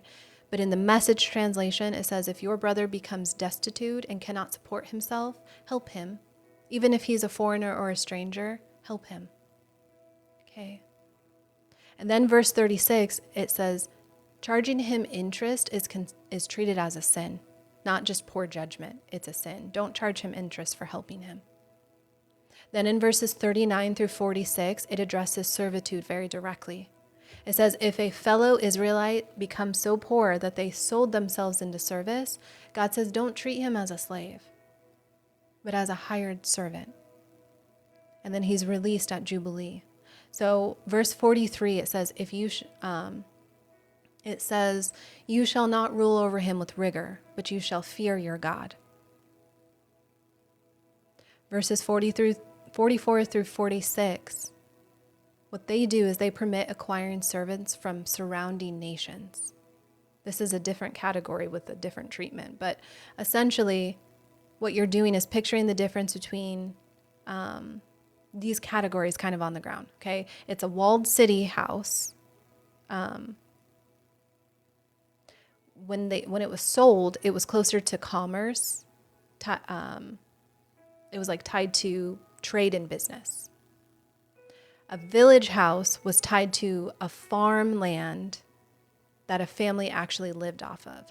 So these walled city houses, that's kind of like business in a sense. It's commerce. Thank you. when you have a village city house or a village house, that's attached to farmland that the family actually lives on. So a widow in this culture with no paid work that was generally available to women, she had almost no path to income at all. At all, unless somebody actually stepped in and helped her. Neither did anybody who was seriously disabled in a farming or shepherding economy that was built on physical labor. They didn't have any work. So if the community didn't help them, no other help was coming. So this is essentially what it's saying. Look at these individuals who can't help themselves. Help them. Don't take advantage of them.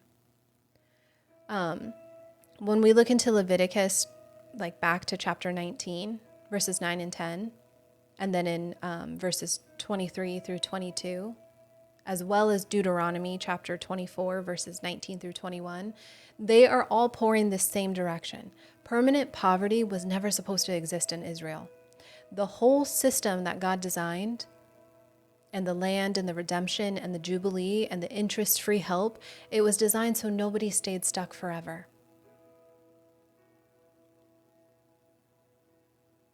I wish that still applied. What do you tend to be? Are you someone who tends to overgive, or do you under ask for help? You could be both too. Do you overgive or do you under ask? What do you guys tend to be? I'm going to take a drink and I'm going to mute while you guys do that.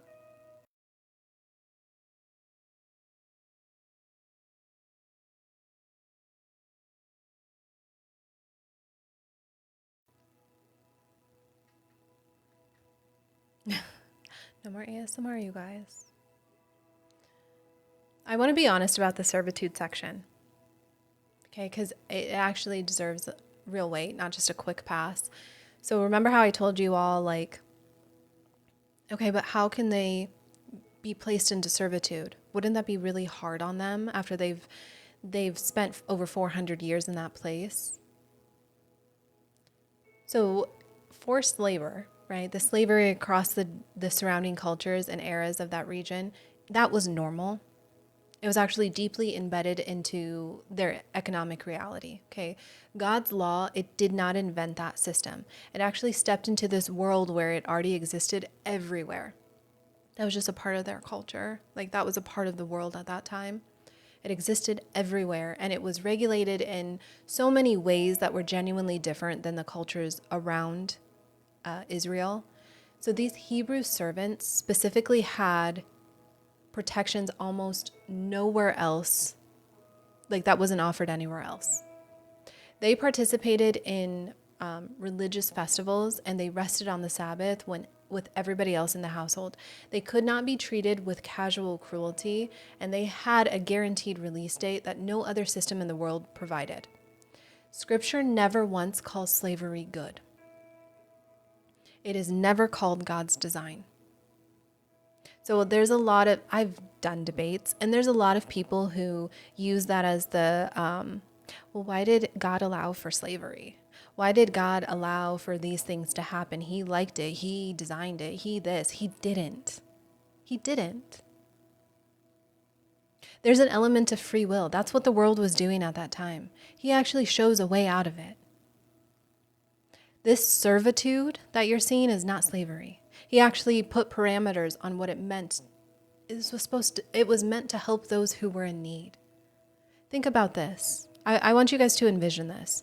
When you are in a place of need, would you rather continually just get handout after handout after handout? Or do you feel a little bit better when you're able to participate in getting the restitution or relief? Whether it's financially, like in monetary form, or physical labor or whatnot. I think a lot of us, that gives us a level of confidence that we're participating in it, versus it just being a continual handout after handout. He created a system that allowed for people to participate in the help without it just kind of taking away parts of their identity. It never once there's nowhere in Scripture that he condones actual slavery in its purest form is brutal. It's awful. It's demeaning. It's so many things. Why would he ever condone that? The servitude, that's different. If I said, so some of you clean houses, right? I'm hiring in help. I can't maintain my own home, right? So what I do is I call in help. Somebody who's willing to do it. In their case, it was a little bit different in that time. They were provided with housing. Or like you know what I kind of think of it? You know how we have, I think they're called an au pair? I can't remember what they're called. They're these nannies that will come into your house, but they live with you. And in return, you're providing them housing and food. And they're providing care for your children, right? It's that similar concept. You're not keeping them in a dungeon, locked away, and sometimes freeing your feeding them, right? It's not that. And then there was always an end date. With slavery, there wasn't. You worked and you did, you just kept going and going and going. There was no end date. That was just part of who you were. People confuse those two things a lot. And it's that lack of knowledge of actual scripture. So now if somebody ever says that to you, you guys now you can be equipped with that. Okay? God never called to that. He doesn't condone slavery. He doesn't approve of it. He freed Egypt out of slavery. So how can you tell me that he was for it, but he took an entire nation of millions of people out of it? Does that even make sense? No. It regulates, what God is doing in this is he is regulating, in this system, it creates a real brutal, he's regulating a real brutal existing system.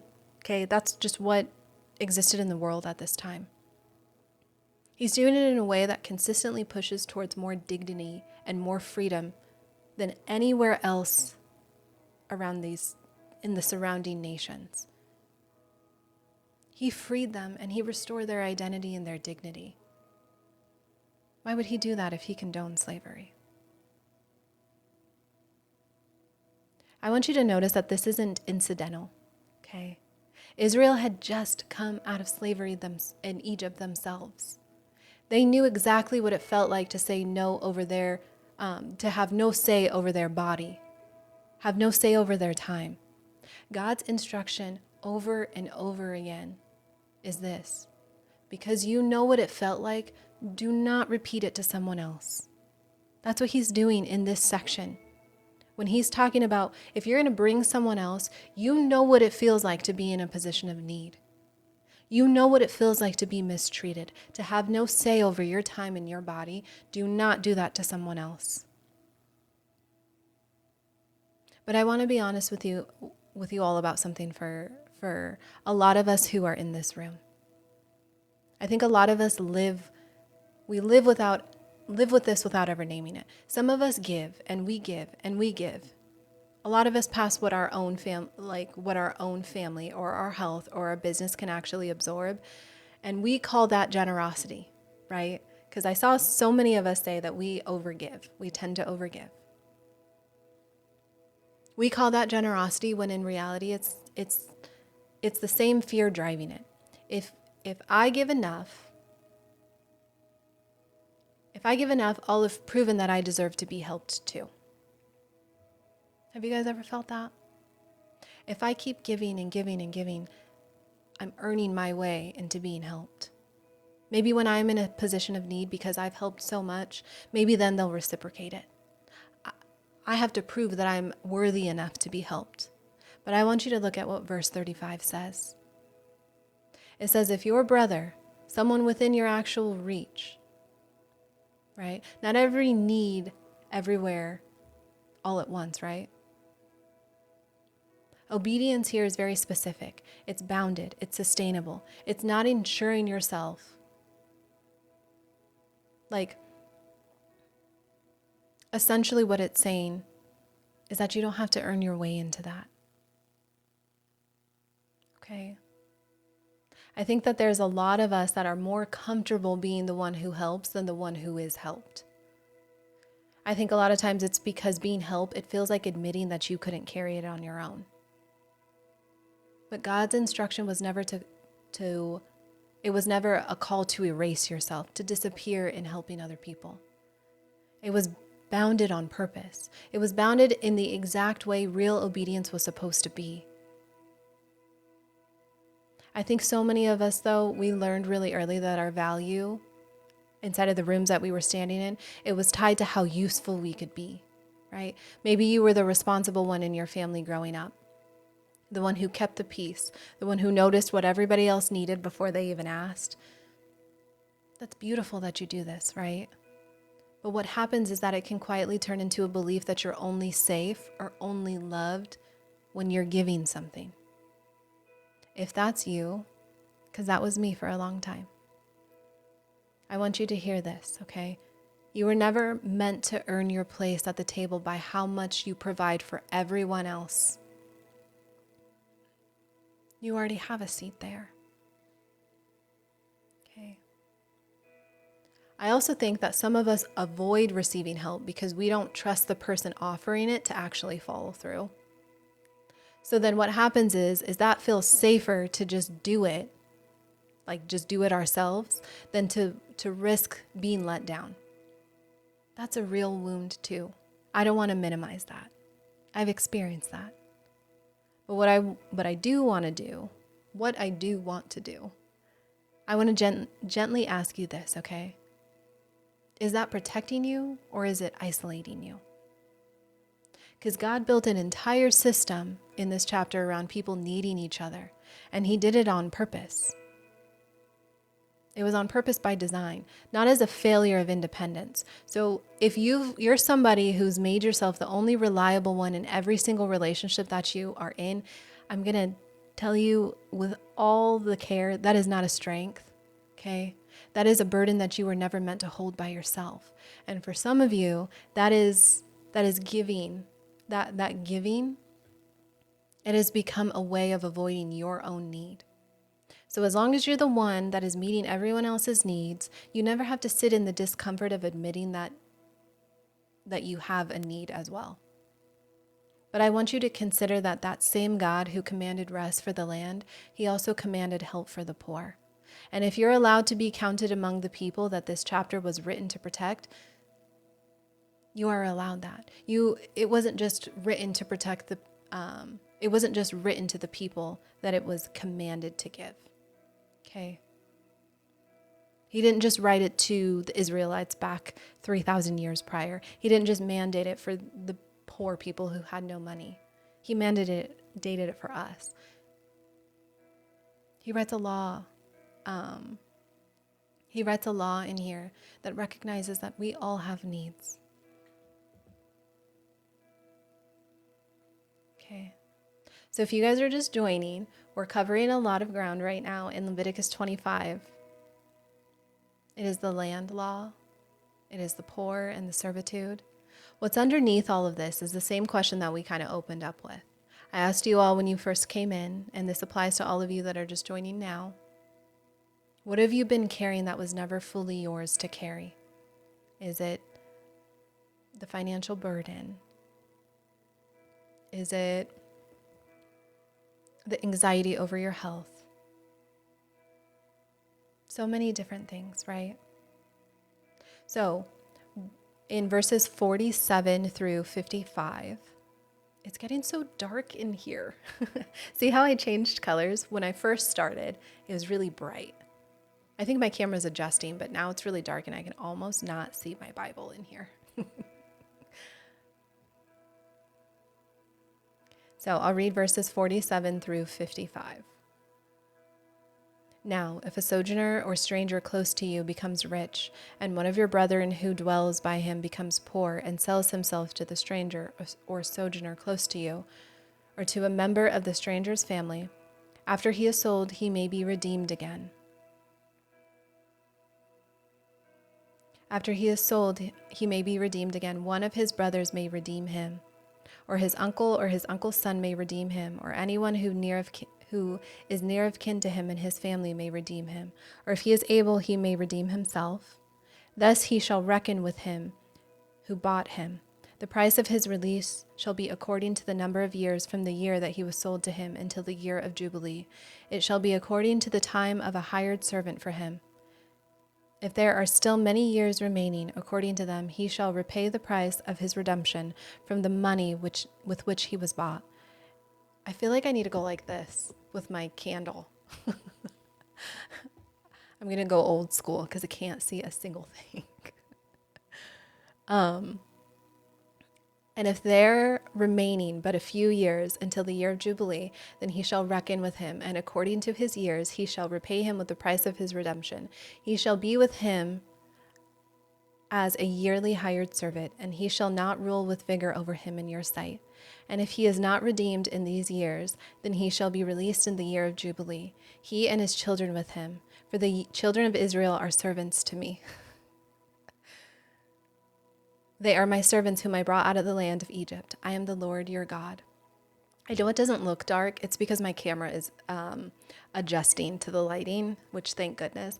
I feel like I'm living in those times where like you had to carry a lantern everywhere. How did they read? Because I'm trying to read this, right? I'm trying to read this and my light is going like this.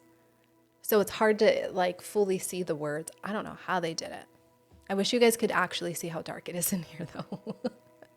Thank goodness. That shows you how good my camera is at compensating. It's probably bumped all the way up to like 5,000. You guys probably don't know what camera settings are, but they're probably bumped all the way up. So this chapter actually closes with one more scenario. It is an Israelite that is so poor that they sold themselves not to a fellow Israelite, but to a foreigner living among them. Okay? Even then they retained the right of redemption. Any relative could actually buy them back at any time, and they were priced fairly by years remaining, the years that they had remaining until the Jubilee. And if nobody came in and redeemed them, they were still set free automatically at Jubilee. Because when we look at verse 35 in the New King James Version of the scripture, it says, "For the children of Israel are servants to me. They are my servants, whom I brought out of the land of Egypt. I am the Lord your God." Think about that. Think about that closing line and what it's actually doing. So every person in Israel, no matter how far they'd fallen into debt or servitude, they belong to God first. They belong to him first. It was not whoever currently held their contract. They belonged to him. It wasn't the circumstances that put them there. They belonged to him. Can you guys finish this for me? Before anything else, I belong to who? Before anything else, who do you belong to? I'm going to wait, and I'm going to invite as many of you that are willing to do that. Before anything else, I belong to who?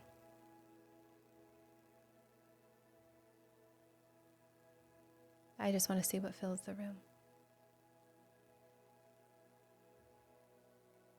They belong to him first, just as we do, right? That is where our worth is found. That is where our value is found. That is where every part of us is found, is through him.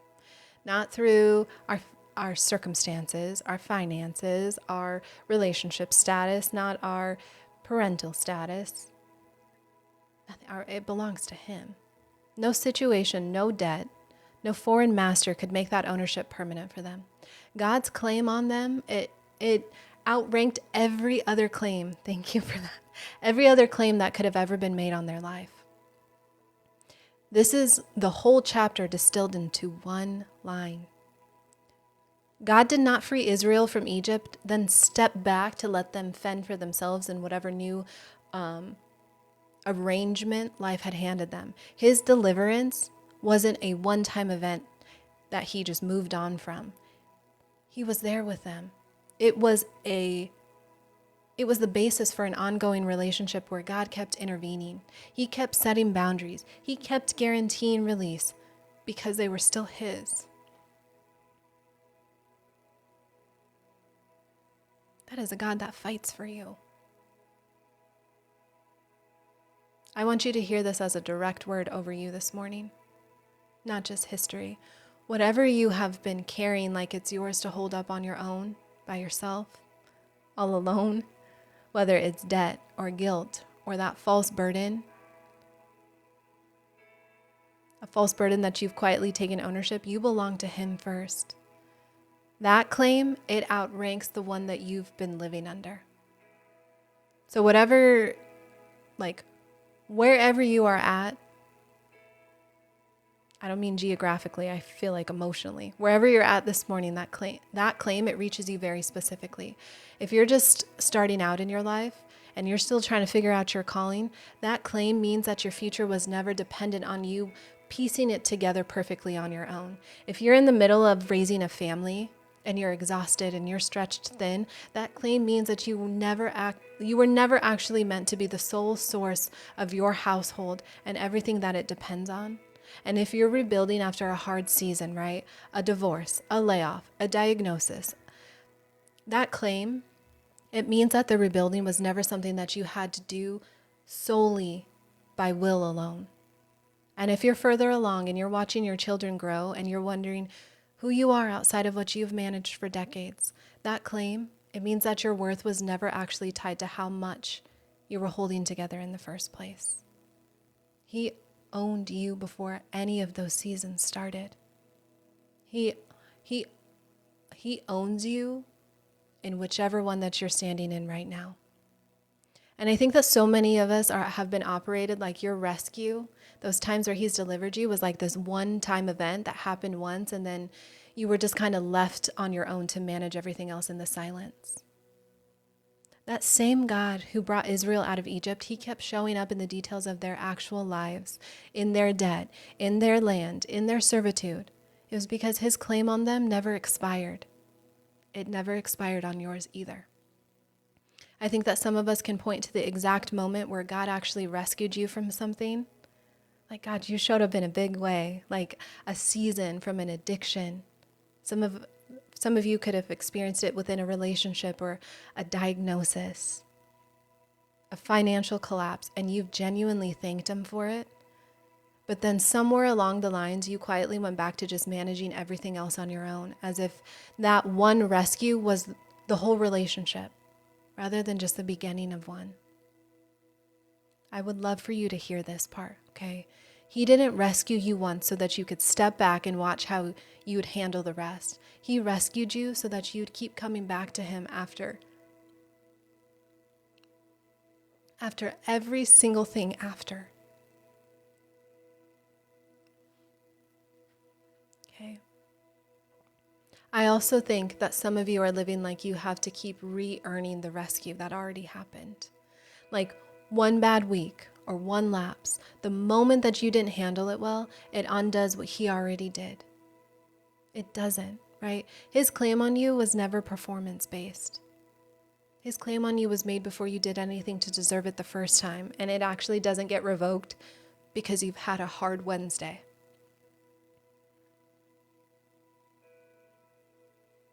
And for whoever needs this specifically this morning, if you feel like you've drifted so far from Him that His claim doesn't apply to you anymore, I want you to hear this. Especially you, okay? Israel wasn't rescued because they earned it. They weren't kept because they stayed perfectly faithful to Him afterwards. There's nowhere in Scripture that even shows that they continued in the mandate that they had given Him, or that He had given to them. The claim held because it was His to make, not yours to maintain. The covenants that God gives to us are His to uphold. We never earn our way into His love.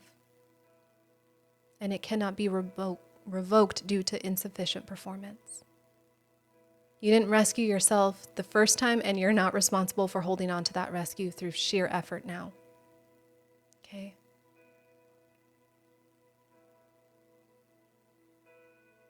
Can you guys say this as a declaration to Him, no matter where you're at in your faith?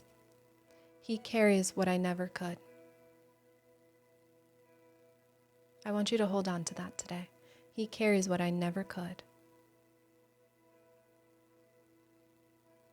I want you to look back across this entire chapter one more time, okay? There are fallow fields. That means these are fields. What does fallow mean? I have this in my text, actually. I'm going to say it wrong. Where is it at? A fallow field is a field that, where did it go? I want to say a fallowed field is a field that is going to produce, right? Like an abundant field. I don't remember, you guys. I'll find it and I'll tell you guys. There's those fields, okay? There's canceled debts. There's redeemed land. There's freed servants. I want you to see this, though. None of it was triggered by Israel proving that they earned it. Okay? The release date, it was set before anyone had accumulated a single debt to be released from. That's the thing that I need you guys to see. He's mandating these things and they don't even have it. It's like him saying you're going to accumulate a massive house, a massive debt, and you're like, I don't even live there.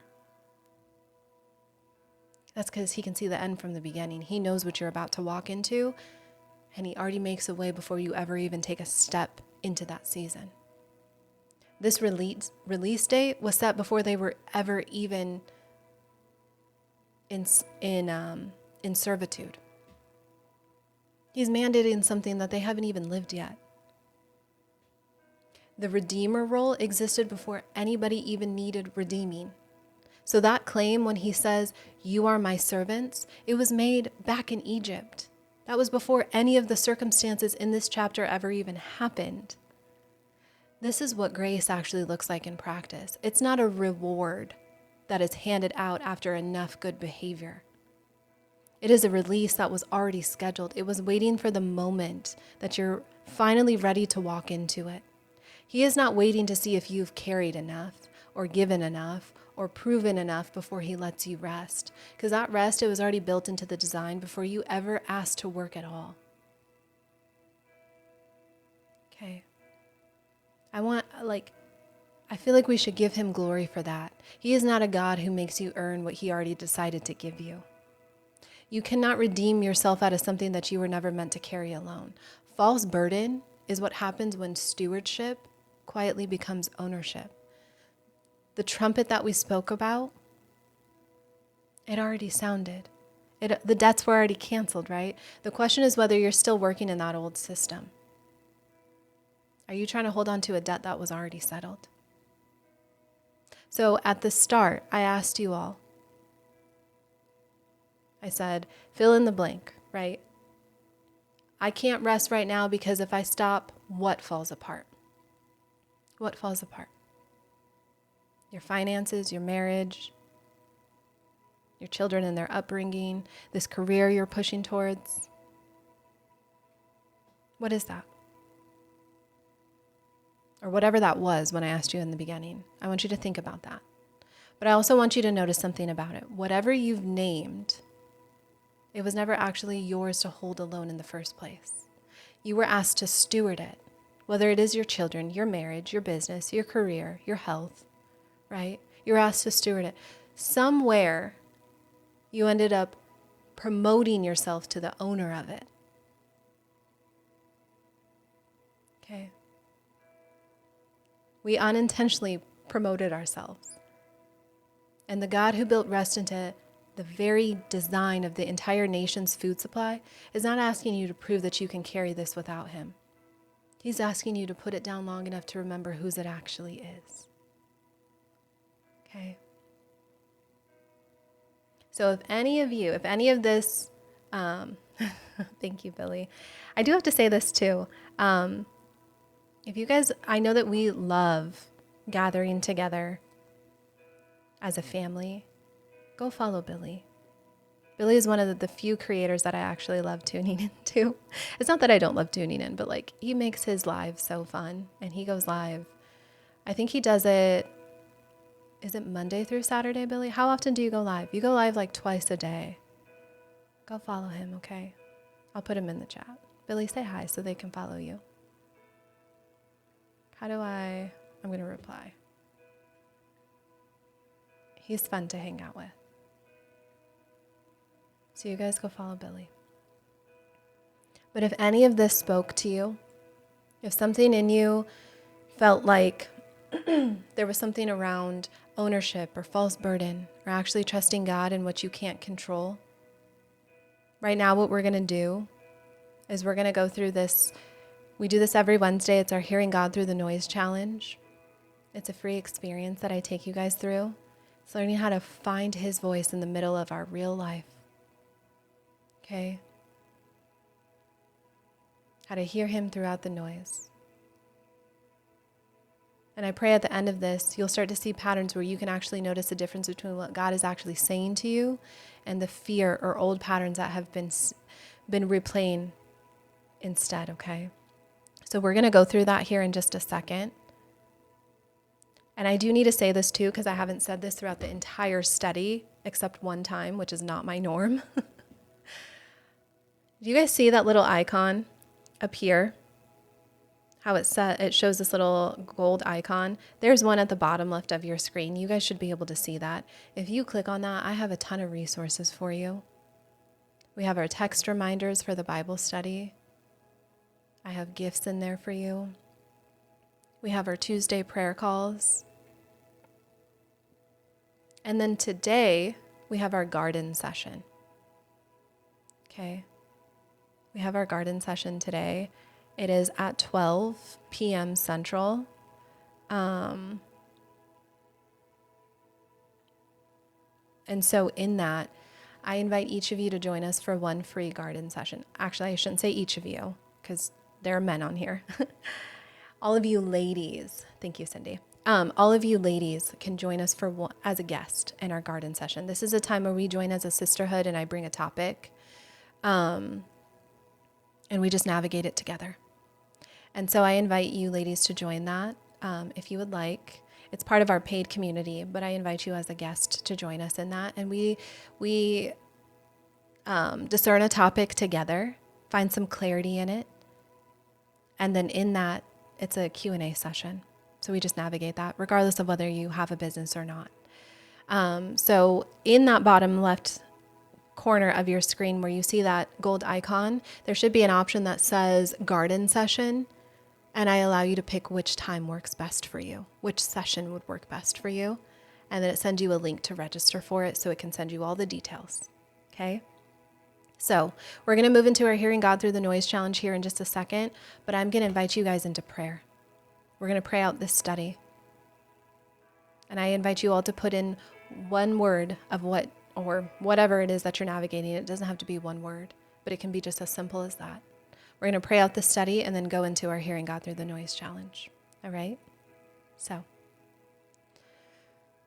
Heavenly Father, I thank you for today. Thank you for being a Father who sees any and every need that we may have.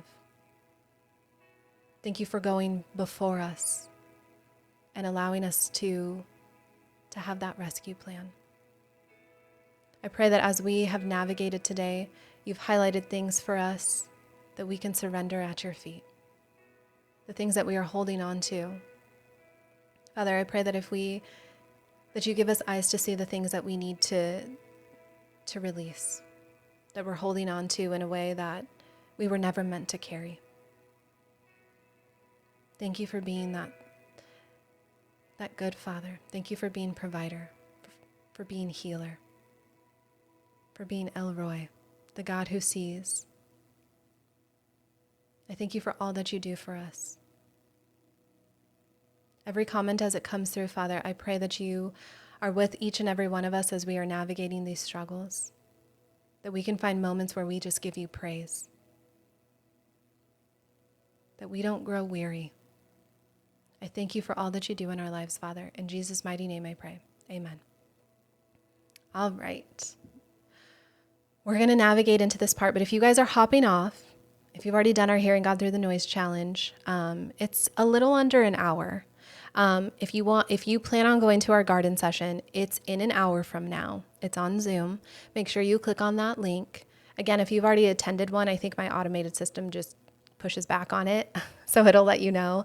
And if that's an error and you actually haven't, it gives you instructions on it. So my system will send you out the link and the details. But if you want to stay for the Hearing God Through the Noise Challenge, we're going to dive into that right now. But for some of you, I might see you in that session here in just an hour. But until then, you need the new link. Cindy, yes, I do need to send you the new link because it changes every week for some of you that are in the paid community. So I will make sure I send that to you guys. What we're going to do now is that Hearing God Through the Noise Challenge. You have a beautiful day, Kat. If you are joining us for tomorrow and you want to get the replay, any of the replays to the Bible study. Oh, I do need to say this. I almost forgot. So don't leave yet. I sent out the email yesterday. So some of you may not have received it. So let me know if you would like it. I opened up our members only Bible study. So our member only Bible study, and I need to go through the topics. Give me just 1 second. So if you go to EdenandEmpire.com and you click on Bible study, there's a section option and it's called the thread. So the thread is our new series that we're doing. And we go through scripture even deeper into the common themes that we see. So the first themes that we're paying attention to are, gosh, my screen is so small. Give me just 1 second. The first 3 studies. So the first one starts on August 6th. And this one is the way back to Eden. So we're diving deeper into how the tabernacle and the temples and Jesus reveals God's plan to dwell with humanity. So we're taking everything that we've studied thus far and understanding how when Adam and Eve left Eden, essentially humanity lost more than a beautiful garden. They lost that unrestricted access to the presence of God. So what we're diving into this first study is examining the connections between Eden and the tabernacle and the temple. That included their entrances, the materials used, the garden imagery. We're diving into deeper elements of that. That's on August 2nd. And then on September 3rd, we're looking at God as the center, okay? What Israel's wilderness camp revealed about holiness and identity in the presence of God. And then on October 1st, we're looking into the book Jesus reached for. So how Deuteronomy actually shaped the words and obedience and ministry of Jesus. So we look into deep patterns into scripture. And so this one is, because we are doing so much, this one is our paid study. And so I sent that out to you guys. That's available for you on my website. And my moderators message me about it. I have something for you. But if you guys go there, you can join us. I am offering each individual person the opportunity to, it's $17 right now, if you join before the study. Afterwards, it'll be $27. So that's my gift to each of you for joining right away. But I sent an email out for that if you guys missed it. But we're going to go into our Hearing God Through the Noise Challenge. But I just wanted to remind you that the first study will take place on August 6th on Zoom in the evening at 8 p.m. So, all right, you guys. For those of you that are not staying for the Hearing God Through the Noise Challenge, I will see you all tomorrow for Leviticus 26. But if you are staying for the challenge, we're going to breeze right through it so we can get to our garden session, okay? So we have a lot of things going on. So our challenge is, was originally written as a 3-day challenge, but I condensed it into one live so you guys could experience the fullness of it without it being broken up. So there's something that God has been pointing you towards, right? You potentially feel it.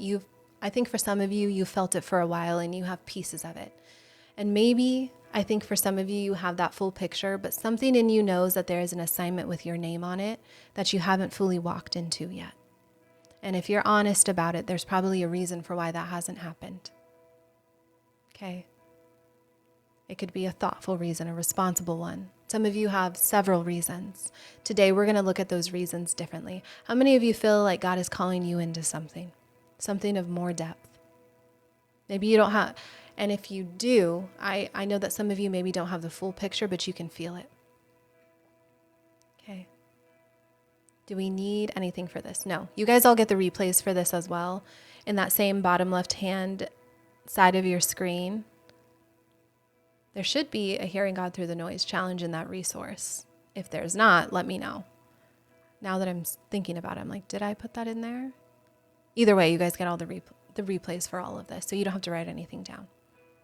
Okay. There's only 2 of you that feel like God is calling you into something, that he has a big plan for your life. It's not in there? Darn it. Let me turn on this thing then.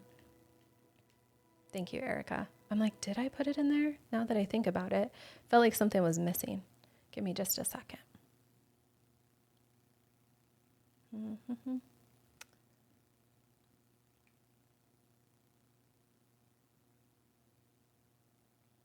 Now I don't know which is which.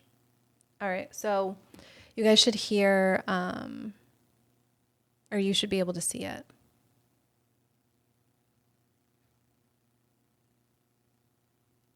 Do you guys see it? It feels so quiet now that I don't have music on. It should show up as one of your drop downs in the bottom left of your screen. So that's where you guys can sign up and get all the replays for this. Oh, I guess I need to turn my volume up. All right.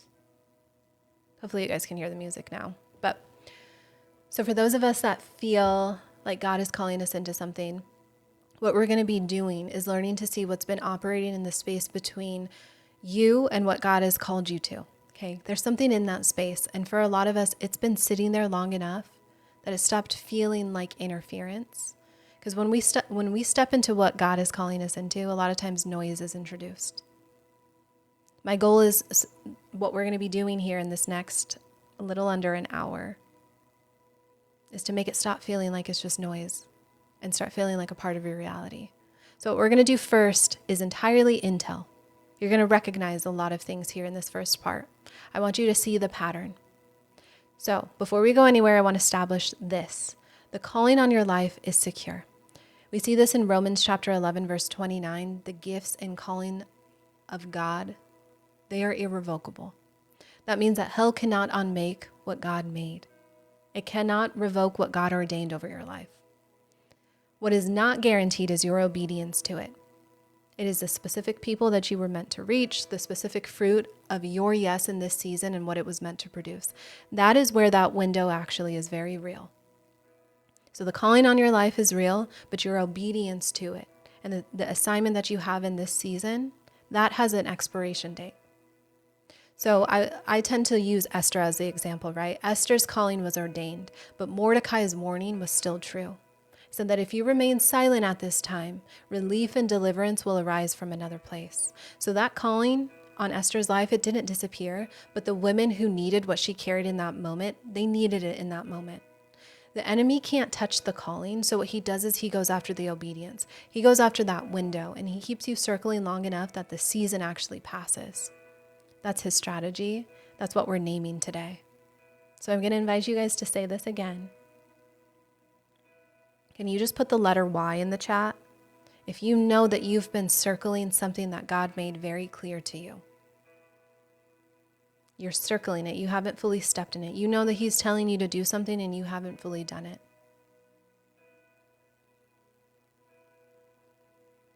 So I want you to see this, okay? Every person that God called in Scripture, they faced interference. Now, I want you to think of interference as like these thoughts in our minds that we tend to come into agreement with. Okay? It's noise.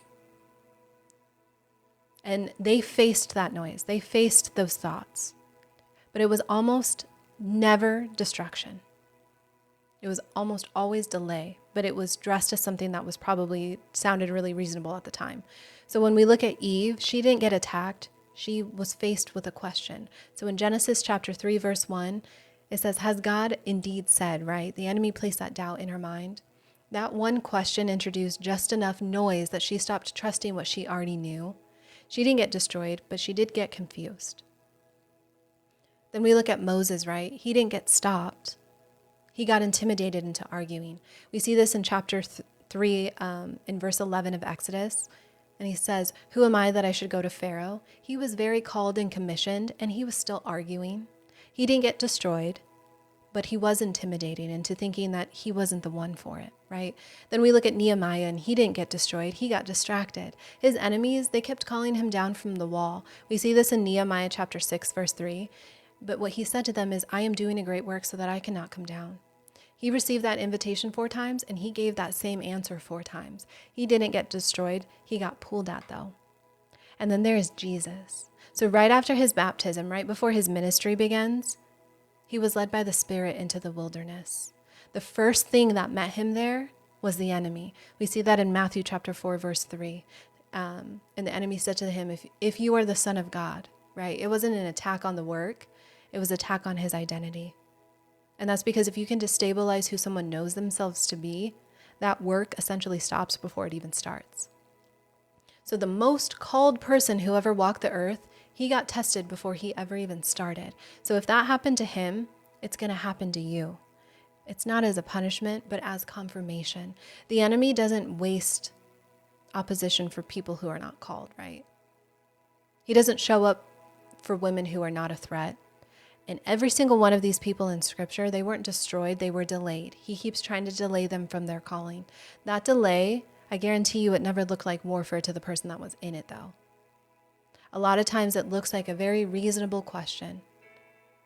It looks like a legitimate hesitation. And for some people, it sounds like I need to pause and that feels responsible. That's actually why it works. So what Paul said in Ephesians chapter 6, verse 12, we do not wrestle against the flesh and blood, but against principalities and powers and rulers of the darkness, right? That means that the real battle is not where you've been looking. You've been fighting what you can see, but the actual source of it stays untouched. So in 2 Corinthians chapter 10, verses 4 through 5, it says that the weapons of our warfare are mighty in God, who are for pulling down strongholds, casting out arguments, and every high thing that exalts itself against the knowledge of God. So what that means is that a stronghold is not like a demon that's living in your house. It's a thought structure, and it has internal logic that's been in place that has it's been there long enough that it starts to feel like your own thinking. For some of us, it feels like discernment, and for others, it feels like wisdom. It just feels like you're being honest about what you see. Okay, that's actually what makes it so effective. It doesn't feel like warfare. It feels like a piece of your reality. So what happens is when we take this into account of how our brain works, right? Your brain has one job, and it's not obedience. It's survival. So it cannot tell the difference between a lion and a launch standing in something that you're about to launch. Okay. It treats both of those things as a threat. So when God actually calls you towards something that requires you to be seen, when he calls you to lead something that could fail, what our brain does is it fires this fear response before your faith can even respond to it. That part of your brain is called the amygdala. It fires before the part that's responsible for reasoning even gets a chance, which means that when we freeze or we try to second guess things or we have this sudden urge to start managing like a million different things before we actually start on what God has called us to, that's not a character issue. That's our biology, and it's firing before obedience can catch up. Our brain also runs this thing called the negativity bias. And so what it does is it weighs one critical comment that we receive heavier than 10 encouraging ones. So the one thing that didn't work, it tends to hold more sway than the 9 other things that actually did. Okay? So the enemy, he doesn't need to create the fear. Your brain already built it. So what happens is that all that the interference has to do is show up at the exact moment that your nervous system wants to pull back. And then what the enemy does is he sees that moment and he lets your biology carry the delay the rest of the way. He introduces that thought. Okay? That's not by coincidence. That is a coordinated strategy using what is already inside of you against what God has placed in you. There's some elements of that, Sandy, yeah. So before we name these patterns, I need to say this, okay? Not everything that feels like interference is actually the enemy. There's 3 sources to it. The first one is the enemy. And I think it's very easy for us to be like, oh, it's the enemy, it's the enemy. I do not love to give him more credit than what he deserves. Okay? But sometimes it is him. Some of the opposition that you're facing is an organized delay strategy that's designed to keep you circling long enough that that window closes. Remember I asked you all, and I'm going to ask again, how many of you know that God is calling you into something and you keep circling it? He's calling you into something deeper. Maybe to lead a group of women. Maybe it's to start a business. Maybe it's to step up in your household. Maybe it's to whatever it is, right? How many of you feel that way? You feel like, I know that God is calling me to something, but I haven't stepped into it. I'm like at the cusp of it. Maybe I don't. How many of you know what God is calling you into? Maybe let's start with that. Do you first, do you feel like God is calling you into something? That'd be a yes or no. I just need to gauge the room because I don't know where you guys are falling because there's only like 2 of you that are answering. And there's over 300 of you on. So I'm like, there has to be one or the other. No, you don't feel like God is calling you into it. So that's the first question. Yes or no? I know that God is calling me into something.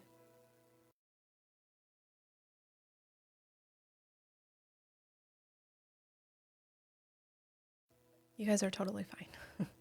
You can totally work and just listen. Okay, so there's that element of it. Now, my next question to you is, how many of you, since you know that he's calling you into something, know that you haven't stepped into it? So yes, you are circling it. You could just put why if yes, I've been circling it. Because we're naming these sources. So the first one is, sometimes it's the enemy, right? He keeps you in that space to delay you so that the window for you to step into it closes. That's his goal. The second one, sometimes it's God. God sometimes what feels like interference is God actually slowing you down on purpose. Not to delay the assignment, but to heal something that would compromise it. Sometimes that accusation, like that thought of, well, I'm not qualified for it, or I'm too old, or she's going to do it, like she has so many years ahead of me, right? That feeling of accusation on your identity, sometimes that needs to heal because it could compromise what he's calling you into. Sometimes it feels like an attack, but it might actually be God surfacing something and like an identity wound that he wants you to close before you go any further. And the third source sometimes is you, right? Unhealed places make decisions. So sometimes that fear that formed you, or sorry, I should say it like this. Fear that formed you, no, why can't I say this? Fear that formed in you long before this calling showed up, it's been disguising itself as discernment. So all 3 of those can actually produce that same feeling. This is why you need discernment. It's not just a pattern recognition. Discernment also develops in proximity to God over time. That's why so many, I could ask you guys right now, how many of you feel like you hear God's voice? I'm just curious. Like you can recognize, like, oh, God told me that. How many of you feel like that? I feel like so many of us struggle to understand when God speaks to us. Some of us are really good at it. I'm just curious where you guys land. Good. That discernment and that ability to understand him, that develops in proximity to him over time. So I'm curious, which of these 3 have you all been struggling with the most? Is it the enemy? Is it God or yourself? It could even be all 3. What do you feel like seeing those as potentially sources of these thought patterns coming into your mind? We'll name these thought patterns here in just a second. But what do you think you've been dealing with the most? The enemy, God, or yourself? And I'm going to adjust really quick, like lean back so I'm not sitting up. Okay. So we're going to go into naming what these patterns are, and I want you guys to know how to name them accurately. There's going to be 3 patterns that you're going to recognize. It's either going to be your primary pattern that you hear, your secondary, or your background. And for those of you that are just joining, we're just getting into this challenge that we're doing of how to hear God through the noise. Okay, so if you've missed any part of it or you need to hop off, there's replays available for each and every one of you. At the bottom left of your screen, there's a gold icon. Okay.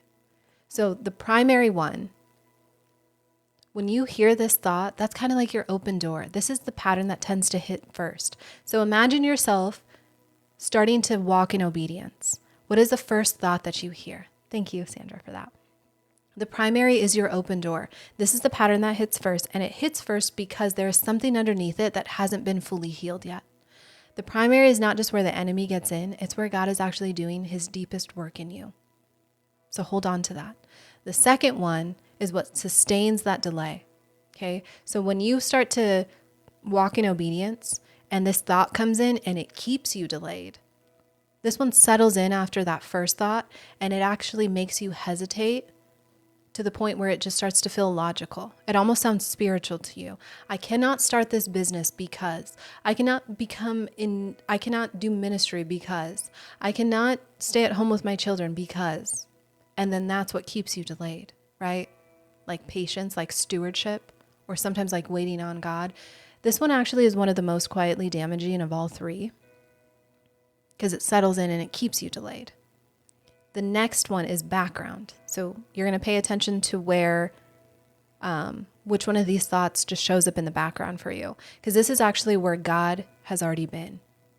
The pattern that barely touches you, that's evidence. Something that actually used to have access to, it no longer does. That is a testimony that a lot of us have been walking in without recognizing in it. So you're going to tag all three as you listen to these patterns, these noises. And they're not just showing you where you are struggling. They're showing you what God is building in you, what's been sustaining the delay, and where he's already won ground, okay? So you're going to tag each one of these as your primary, your secondary, or your background. The first pattern that tends to show up is accusation. So accusation kind of sounds like this. Who told you that you could do this? Or you know what? You're not the kind of person that this works for. You can't go and start that thing. You don't even have a degree. How can you coach other people? You don't have a degree. You haven't even been formally trained. Or you know what? You can't start this business or this ministry. She has a decade on you, right? Or you know what? You keep starting things that you don't finish. This one is actually targeting your identity and qualification. So what does this one sound like for you? Is this a primary thought that you have? Is it your secondary, or is it a background? Yeah, you're new. What is that? Is that a primary thought for you? Like when you go to do something that, like you guys have excuses. I think of it like this. Is this a primary excuse that you have? Is it a thought that registers for you right away? Or is this the reason why you stay delayed? Because what I believe, when you hear this thought, God is building something that requires, or that stands entirely on your identity being settled in him. You need to fix your identity in him first. If you feel like you're not enough and the enemy's trying to target your identity, a lot of times underneath this argument, it sounds like this. I have been at this long enough that if God was really in it, there would be more to show for it. The lack of fruit is evidence. I'm just being honest about what I see. That's actually what makes this a stronghold, because it has evidence. It has a conclusion that already feels earned. Okay. The second pattern is confusion. This one sounds like, well, what if I just misheard God? Or like, what if the timing is wrong? I just need more confirmation, right? What if I move and it was just me? Underneath that argument, it kind of sounds like this. Well, God wouldn't let me go this far in the wrong direction without correcting me. So the fact that I haven't been corrected, it might mean that I'm already so far off course, right? If I wait for more clarity, that's probably the more responsible thing to do. The thing about confusion is it almost never resolves. It just regenerates. You get clarity and then a new question comes up, right? So what does this sound like for you? Do you tend to be confused initially, like that's the first thought that you have? Or is it your secondary and you stay delayed? Or is it your background? Like, I used to be like that, but I'm no longer like that anymore. Because what this one does is it actually targets your discernment. So if this is your primary, essentially the assignment that God is calling you to, it requires you to move on what God already said before that confirmation exists. Okay. The third pattern is intimidation. Intimidation kind of sounds like, well, I need to have all the answers before I present myself as somebody worth listening to. Or like, you know what? I can't do this. I can't go live on TikTok because I need a bigger platform first. Or like, I can't post on social media. Like, I want to post about this thing, but like, what if the people I respect see it and they think less of me? Or like, I want to start this business, but I said yes to God and I haven't even taken a single step yet. Ultimately, underneath this argument, it kind of sounds like this. Well, listen, if I do this quietly and it doesn't work, nobody has to know about it. So if I stay behind the scenes, that's not fear, that's just strategy. But the thing about intimidation is it doesn't need you to quit. It just needs you to not even begin. Okay, so is this a primary one for you, a secondary, or your background? Because intimidation, the heart of this, it targets your willingness to be seen. So essentially, if this is something that you hear predominantly before you step into your calling or step into obedience, the assignment potentially requires visibility that's going to cost something. Okay. The fourth one is comparison. So if you guys are just joining, we're going through a little challenge where we're identifying some of these thought patterns that come up right before we walk in or step into obedience. Okay. Pattern 4 is comparison. So this one sounds like, well, she did it better than me. Or you know what? There's no more room left. Or I'm too late. Actually, I should have started so much longer ago. Or like mine is just a version of this other person's.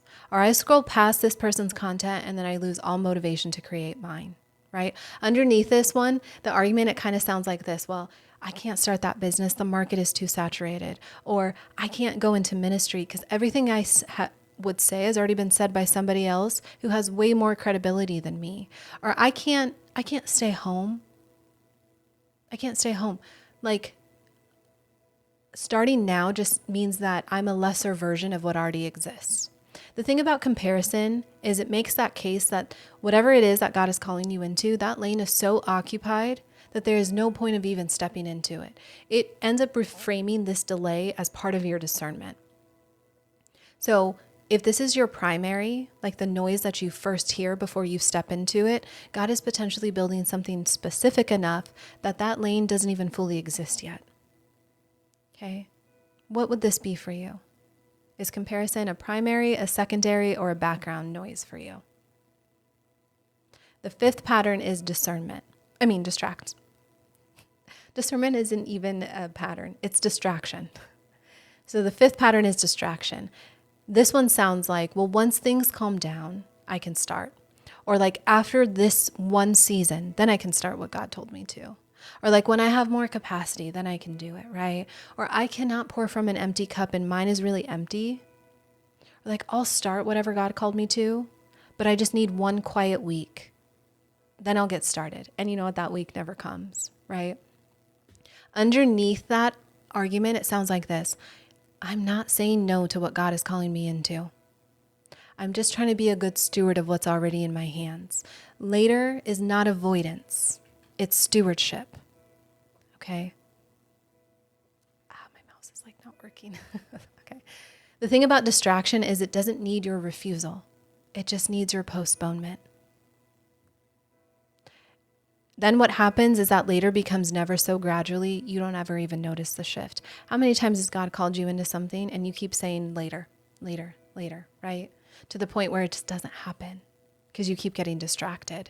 So underneath this one, if this is your primary, the assignment that you're about to walk into has a harvest window, and that's currently open. Okay. So then pattern 6 is isolation. This one, it sounds like, okay, I'll share it when there's something real to show. Like God is calling me into an assignment and I don't want to tell anybody yet because nobody in my circle understands what I'm building. Or sometimes it sounds like I can't tell anybody about it. I process things better on my own. Or like if I tell people, they're going to have opinions and I'm not ready to have opinions. So I just can't do it right now. But essentially underneath this argument, it kind of sounds like this. Well, if nobody knows what I'm building, then nobody can watch it fail. And if I keep it private, I stay protected. But isolation isn't about introversion. It's protection, but it's calling itself just part of your preferences. And if this is your primary, essentially or potentially what God is building, it cannot reach its fullest expression on its own. The last one is false burden. So this one actually targets your ability to discern what's actually yours. This one sounds like, well, I can't say no to this. I can't say no to the things that other people are calling me into. Somebody has to do it, right? I have to say yes to my family member or to my friend or to my coworker. My yes is what's holding this whole thing together. I'll get to my assignment once everything else or everyone else is taken care of. But essentially underneath his argument, it kind of sounds like this. If I put down what I'm carrying, somebody's going to suffer. And a woman who's truly called, she doesn't protect her capacity, she gives it.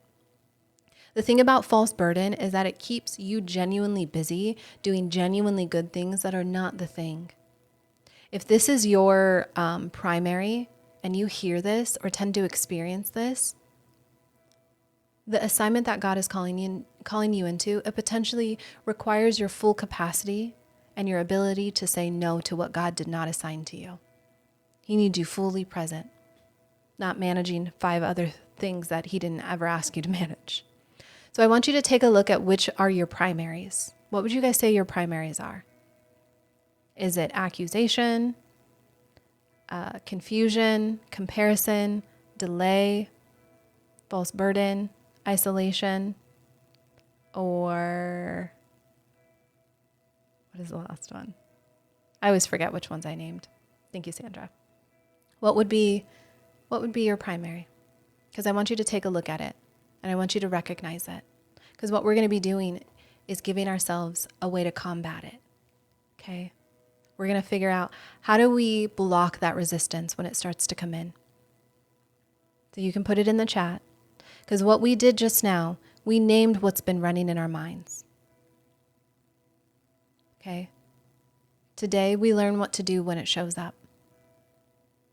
Because that insight alone, it doesn't necessarily that alone doesn't move you. You can have more than one you technically have one primary, but what do you see as your primaries? All of it you don't know. A lot of this, so this was originally, when I wrote this, it was meant to be done over 3 days. So if a lot of you feel like, I just don't know, pay attention over the next 24 hours to what shows up first when you start thinking about what God is calling you into. As you start to step into your assignment, think about what shows up, why you keep yourself delayed. Think of what shows up as the initial excuse, as the reason why you don't do it. That's your primary. That noise that tends to be the loudest. In the replays, like the reason why I'm having you guys sign up for it is because there's a workbook in it. And it'll help you discern some of these things. You can go deeper into it. And then you get the replays for all of it. Okay? And it will shift. These will all change. 1 week you can have distraction as your primary. And then the next week you can have false burden as your primary. That's because the enemy is running a sequence. Sometimes God is running a sequence, and sometimes you are running that sequence. What we're doing right now is learning to understand how to move even though we hear the noise. Okay? Because what we did is we just recognized some of these thoughts that come up, but just naming it doesn't stop those thoughts. What stops it is actually having somewhere to go when that thought comes in. I want you to think of this, what we're doing right now, they're counters. You're basically standing guard at your mind when these thoughts come in, and you're like a bodyguard. Okay? You're saying nope, and I'll explain why. Okay? A specific response is needed to interrupt that interference before your biology and those strongholds carry your delay the rest of the way. So, in Romans 12:2, it says, Paul says, "Do not be conformed to the patterns of this world, but be transformed by the renewing of your mind." So the renewing of your mind is not positive thinking. In the Greek word of this means a complete renovation from the inside.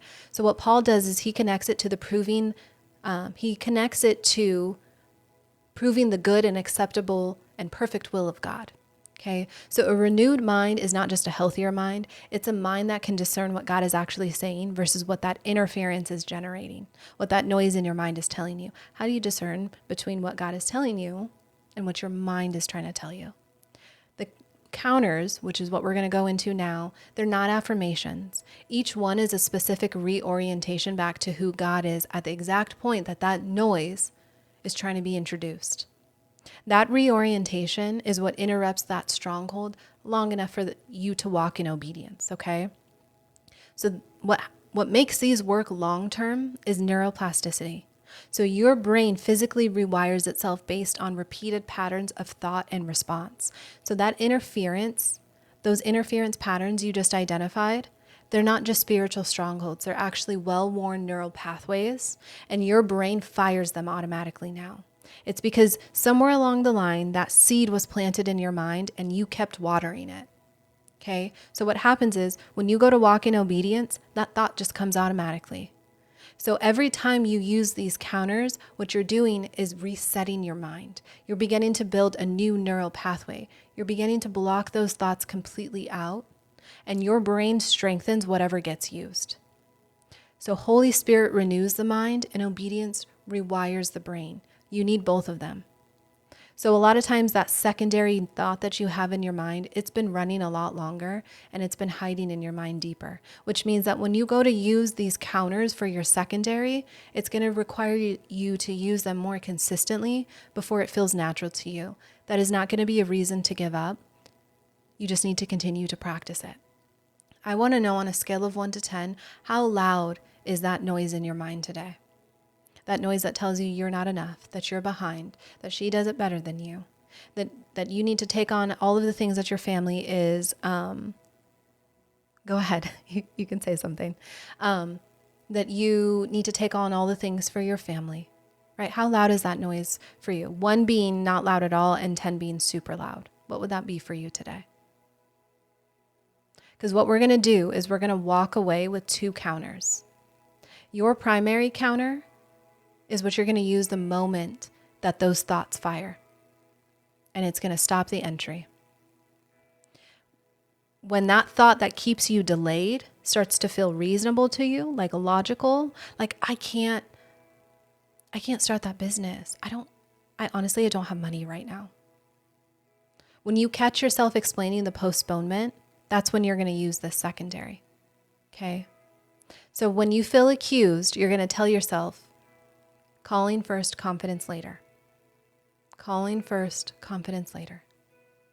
The reason is because God never called a qualified person first. Moses moved towards Pharaoh and he was still stuttering. Esther, she moved towards the king and she was still afraid. And David, he ran towards Goliath before the victory ever existed. That confidence that they had, it came through the obedience, not before it. So when we say calling first, confidence later, it's not just a phrase. It's actually how God has always worked. Then you're going to think of one moment in your own life when God asked you to move before you even felt ready, and he showed up anyway. In your own story, not somebody else's. You're going to say it from that place. You're going to say calling first, confidence later, and you're going to take a step of obedience. Okay, when that thought first comes in, you're going to say that. Now, if you're starting to feel like you can't do something because you're not qualified for it, and it's keeping you delayed, if this is your secondary, you're going to say, he sees what I don't. God sees what you don't.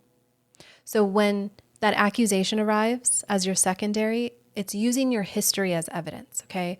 It's saying, this is your past track record, your lack of fruit, your lack of qualification, right? That counter, when you use it, it returns you to the one whose perspective is not limited by what you can actually see. Because God, he had full visibility of everything that accusation was pointing at when he called you to it. He knew that you weren't qualified. He called you to it anyway. It's not news to him. His word over you is not issued based on your performance, and it cannot be revoked by it. So I want you to think of a moment where God saw something in you that you couldn't see in yourself, and he proved it. Because he sees what you don't, and he always has. So when you use that counter, that's the God that you're returning to. Okay, for those of you that feel confused a lot of times, I want you to say this. Right when you are about to step into something and you feel confusion, you say, what is one faithful step in front of me right now? What is one thing that I can do to walk in obedience? In Psalm 119, verse 105, it says, your word is a lamp to my feet. Okay, That lamp to the feet, it shows the next step, not the whole road. Because we don't need to see every part of what God's plan is for us to step into it. Because God has never asked anyone to see the full plan before moving. Abraham, he left without knowing where he was going. We see that in Hebrews chapter 11, verse 8. He obeyed and he went, right? God has always been a next step kind of God. He's not a full map kind of God. So you just say, instead of being confused, what is one faithful step I can take? And then you think of a time that he gave you just enough to take one step and you took it. And then he gave you the next one, right? He didn't change because he's still doing that now. That step is clarity. Movement produces clarity. And if staying confused, like if you sit in that posture of confusion, if that's your secondary, you're going to go back to the last clear thing that God said and do that. Okay? So when confusion arrives as your secondary, that clarity, it didn't disappear. A lot of times what happens is it gets buried under the noise that your primary introduced to you. That first thought, it gets buried underneath that first thought. So you're going to think of a moment that you had clear direction from God before the question started regenerating. That thing didn't change. The noise changed, but God didn't. You're going to go back to what he said and do that. Because his faithfulness to speak, it doesn't expire because things get loud. Okay? So if before you step into your assignment, you tend to feel intimidated, you're going to say this. What is a 10-minute version of this? What is something that I can get done in the next 10 minutes? So in Zechariah chapter 4, verse 10, it says, "Do not despise small beginnings, for the Lord rejoices to see the work begin." The work beginning. So God rejoices at the start, and he always has. So you're going to think of a moment that you started something very small for God, and then you watched him do something with it that you could never have produced on your own. That's the God that is present at the 10-minute version, because he doesn't wait for that polished version to show up. He shows up at the beginning. Okay. This one, it doesn't get a secondary. That's because intimidation feels the same regardless of when it shows up. So you're just going to say, when I tend to feel intimidated, what is one step that I can do in the next 10 minutes? When you start to feel yourself comparing, you're going to say, I am enough as I am. I am enough as I am. In 1 Peter chapter 4, verse 10, it says, "As each one has received a gift, minister it to one another." It's not a version of somebody else's. He wants yours. God didn't call the future version of you. He called you right now as you are with what you currently have. Okay, so you're going to think of a moment that God actually used something very specific about you. How he made you, right? Your voice, your story, your particular way of even seeing something that like nobody else really sees. He designed that on purpose, and he wasn't confused with who he was calling. So when you say, I am enough as I am, it's not a feeling about yourself. It's a declaration about the God who designed you specifically for this. This one doesn't get a secondary. It's because comparison actually runs the same argument no matter when it shows up. Okay, you're going to say, I am enough as I am. The fifth one is distraction. Okay, so when you tend to get distracted right before God is calling you into something, you're going to say, you know what, whatever this distraction is, when does this get done? And you're going to give it a day and a time. And you're going to do it on that day and that time, not right now. In Psalm chapter 90, verse 12, it tells us, teach us to number our days that we may gain a heart of wisdom. So when we number our days, it's actually a stewardship posture that's rooted in the understanding that God works inside of time. So he gave you these specific days for a reason. So when you start to think of a time that you made a specific commitment to move towards God and what he placed in you, and he met you there, right? He is a God who shows up when you show up, and you're going to give it a day and a time. You tell that noise like, listen, I'll get to you, but not right now. That's an act of faith in a God who meets faithfulness with faithfulness. And when you tend to keep delaying yourself with other distractions, you're going to tell yourself this. What did later cost me last time? When I said later, what did that cost me the last time I said later? So when distraction comes in as your secondary, it makes later feel very responsible. The counter isn't a technique. It's actually a practice of remembering What did agreeing with later cost you the last time you said it? What season passed? What window passed? Right? It's not as condemnation, but it's a reminder that God's faithfulness, it doesn't change, but the windows of your assignment do. You're going to look at what it cost you the last time, and you're going to use that as evidence that moves you now. Okay? The sixth one is isolation. What you're going to do is you're just going to tell one person what God told you. Because in Ecclesiastes chapter 4, verses 9 through 10, it says, 2 are better than 1 because they have a good reward for their labor. For if they fall, one will lift up his companion. So God has always worked through community, right? I want you to think of a moment where somebody else's presence or their prayer or their word, like their specific showing up, was the specific thing that God actually used to keep you moving when you would have stopped on your own. Because he knew that you would need witnesses, and that assignment was never meant to be carried in silence. So that one is for isolation, and there's only one. There's no secondary for that. The last one is false burden, okay? This one is when false burden tends to show up. If this is your primary, you're going to say, is this actually mine or did I pick this up? When you want to swoop in and help other people, you ask yourself, is this mine or did I actually pick it up? You feel that sudden urge, like I know that I need to work my business, but I have to help somebody else with this. Before you do that, ask yourself, is this mine or am I just picking it up? In Matthew chapter 11, verse 30, it says, my yoke is easy and my burden is light.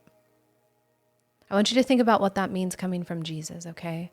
Not that the assignment itself is small, but that he carries it with you. And when that happens, I want you to think of a moment that you put something down that you'd been carrying alone, and you actually felt God step in and handle it. What happens is there's so much relief in that moment. That's what his burden feels like. When what you're carrying is crushing you, he's not asking you to carry it better. He's asking you whether it's actually yours or not. When you do that, it's not a boundary conversation. It's a stewardship conversation. And it's with a God who's specific about what he assigns, and he's faithful to carry what he actually gave you. When this one settles in and takes root, yep. Yeah, I think that's very relevant to answer your question. I think it's very relevant. Anything that is not, sometimes we spiritualize it, right? If church is asking me to do this, then I need to pick it up. You can set boundaries. If it's keeping you from the assignment that he's calling you towards, that's taking on something that was never yours to carry. It can happen in any setting. So if it settles in and it starts to take root and it keeps you delayed, ask yourself, what is the assignment that I'm protecting by staying busy? Because when false burden is the secondary, busyness is usually covering something. So I want you to think of what God has been consistently drawing your attention back to while your hands have been full of everything else. He's not pointing at it. He keeps bringing it up. That persistent return is his faithfulness. The busyness that you have been keeping yourself occupied is what's been answering him with not yet. Okay? So I want you guys to hold on to that. And I'm going to breeze through the third part of this so we can get to our garden session. And if you guys haven't had a chance to, if you want to join us for that garden session, at the bottom left of your screen, because we'll go into it right after I'm done with this live, it's just for ladies, by the way. I need to make sure I say that. You can RSVP to that. I allow each and every person to join one free session as a guest. We're going to be diving into that here on Zoom. So we can do the Q&A section. We can discern things together as a sisterhood. But just make sure you RSVP for that so it sends you the link. So you guys actually have everything you need right now. You have the maps, you have the counter, you have the sequence. You potentially have seen what's been running, and now you know what to do when it shows up. So what we're going into now isn't about giving you more information, because we named all of these 7 patterns. But I want to ask you something really honest. If nothing changes after today, Where are you going to be at in 6 months? Are you going to fully step into the calling that God has placed you, that he's placed over your life? Or are you going to keep delaying it? Not where you want to be, but where you actually are if you let these strongholds overtake you. I have watched so many women experience this. They've gone through this challenge and they go back to their regular lives, and the interference patterns and the counters that I give you, they're still accurate, but what ends up happening is those thoughts overtake them. They outlast the insight. Those neural pathways, they don't fully form. They don't get practiced enough to become automatic. So another season passes, another window, another more of like our life that was possible through consistent obedience. It just doesn't get lived. Okay? So the calling on your life is secure. We see that in Romans chapter 11, verse 29. We know that the calling on your life is irrevocable. God's plans will come to pass. In Isaiah chapter 46, verse 10, it says, "My purpose will stand." The enemy knows this. He's not operating under some illusion that he can defeat God's plan. He's very silly, but essentially what he's after is he's going after your life. He isn't going after the calling over your life in isolation. He wants the version of your life that only exists on the other side of that consistent obedience over time. Okay? So the women that you were specifically designed to reach, and the depth of the relationship that you have with God that develops through trusting him, he wants that. He wants that depth of relationship that develops with God over time through trusting him when the obedience to it is costly. He wants that. He wants a specific fruit of your participation in this season and what it was meant to produce. That's what he wants. And none of that happens if you never fully walk in it. The calling over your life remains, you just never fully live in that. He wants the free will. That's the mechanism that he's going after. God does not override your will to walk in the calling. He just doesn't do that. He places it in you. He extends the invitation and he equips you, but your yes is always yours to give. He calls and he waits and he keeps that invitation open, but he is not going to force you into obedience. That is precisely where the enemy operates. He knows that he can't touch the calling over your life, so he works on your will. He keeps you agreeing with the delay long enough that your yes never fully comes. So you keep the calling, you just never fully live it.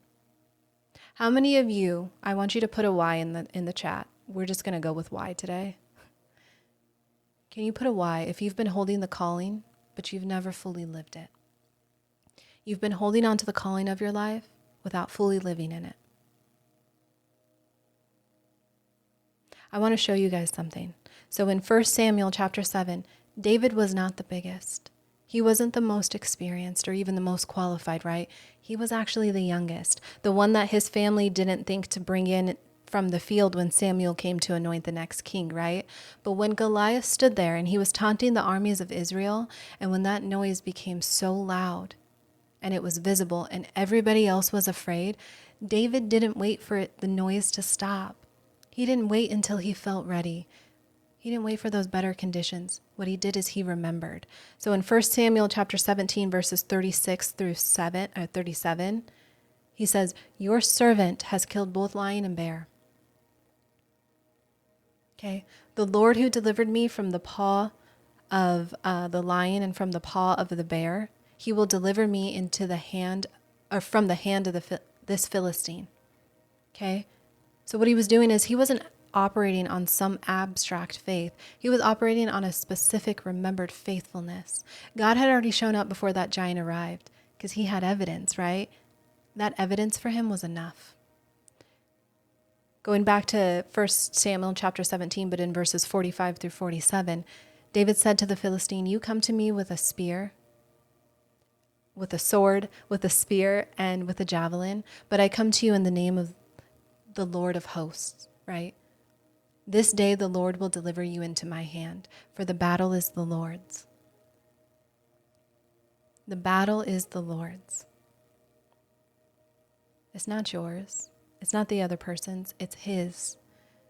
So Goliath wasn't the problem, right? Goliath was noise. He was a very loud, a very visible, taunting noise. And David ran towards it anyway because he remembered who the battle actually belonged to. That's what you're being asked to do in these moments. You're not being asked to silence the interference or to wait until you feel ready. You're going to run towards the assignment anyway, because you remember that the battle belongs to God, and you have enough evidence from your own life that he fights and he wins. Okay? So what you're doing with what I gave you is you're naming the noise and you're countering it. You're going back to his faithfulness. And then you're stepping into what he's calling you into.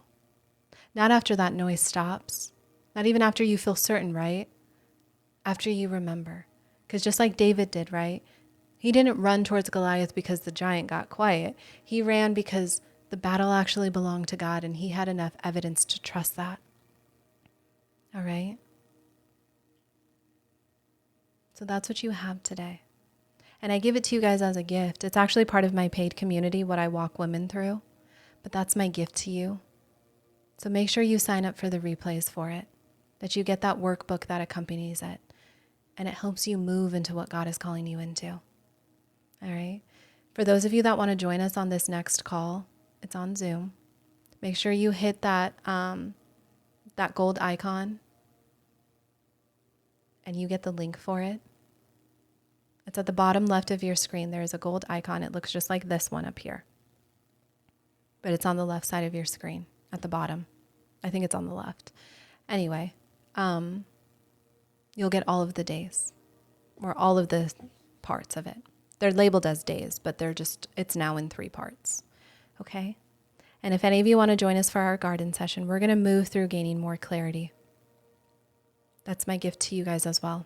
So I'm going to hop off. If you guys want that, make sure you sign up for the RSVP. That way I can send you the link. And I hope I see you guys here in just a second. If not, I pray that I see you on our Bible study tomorrow at 9 a.m.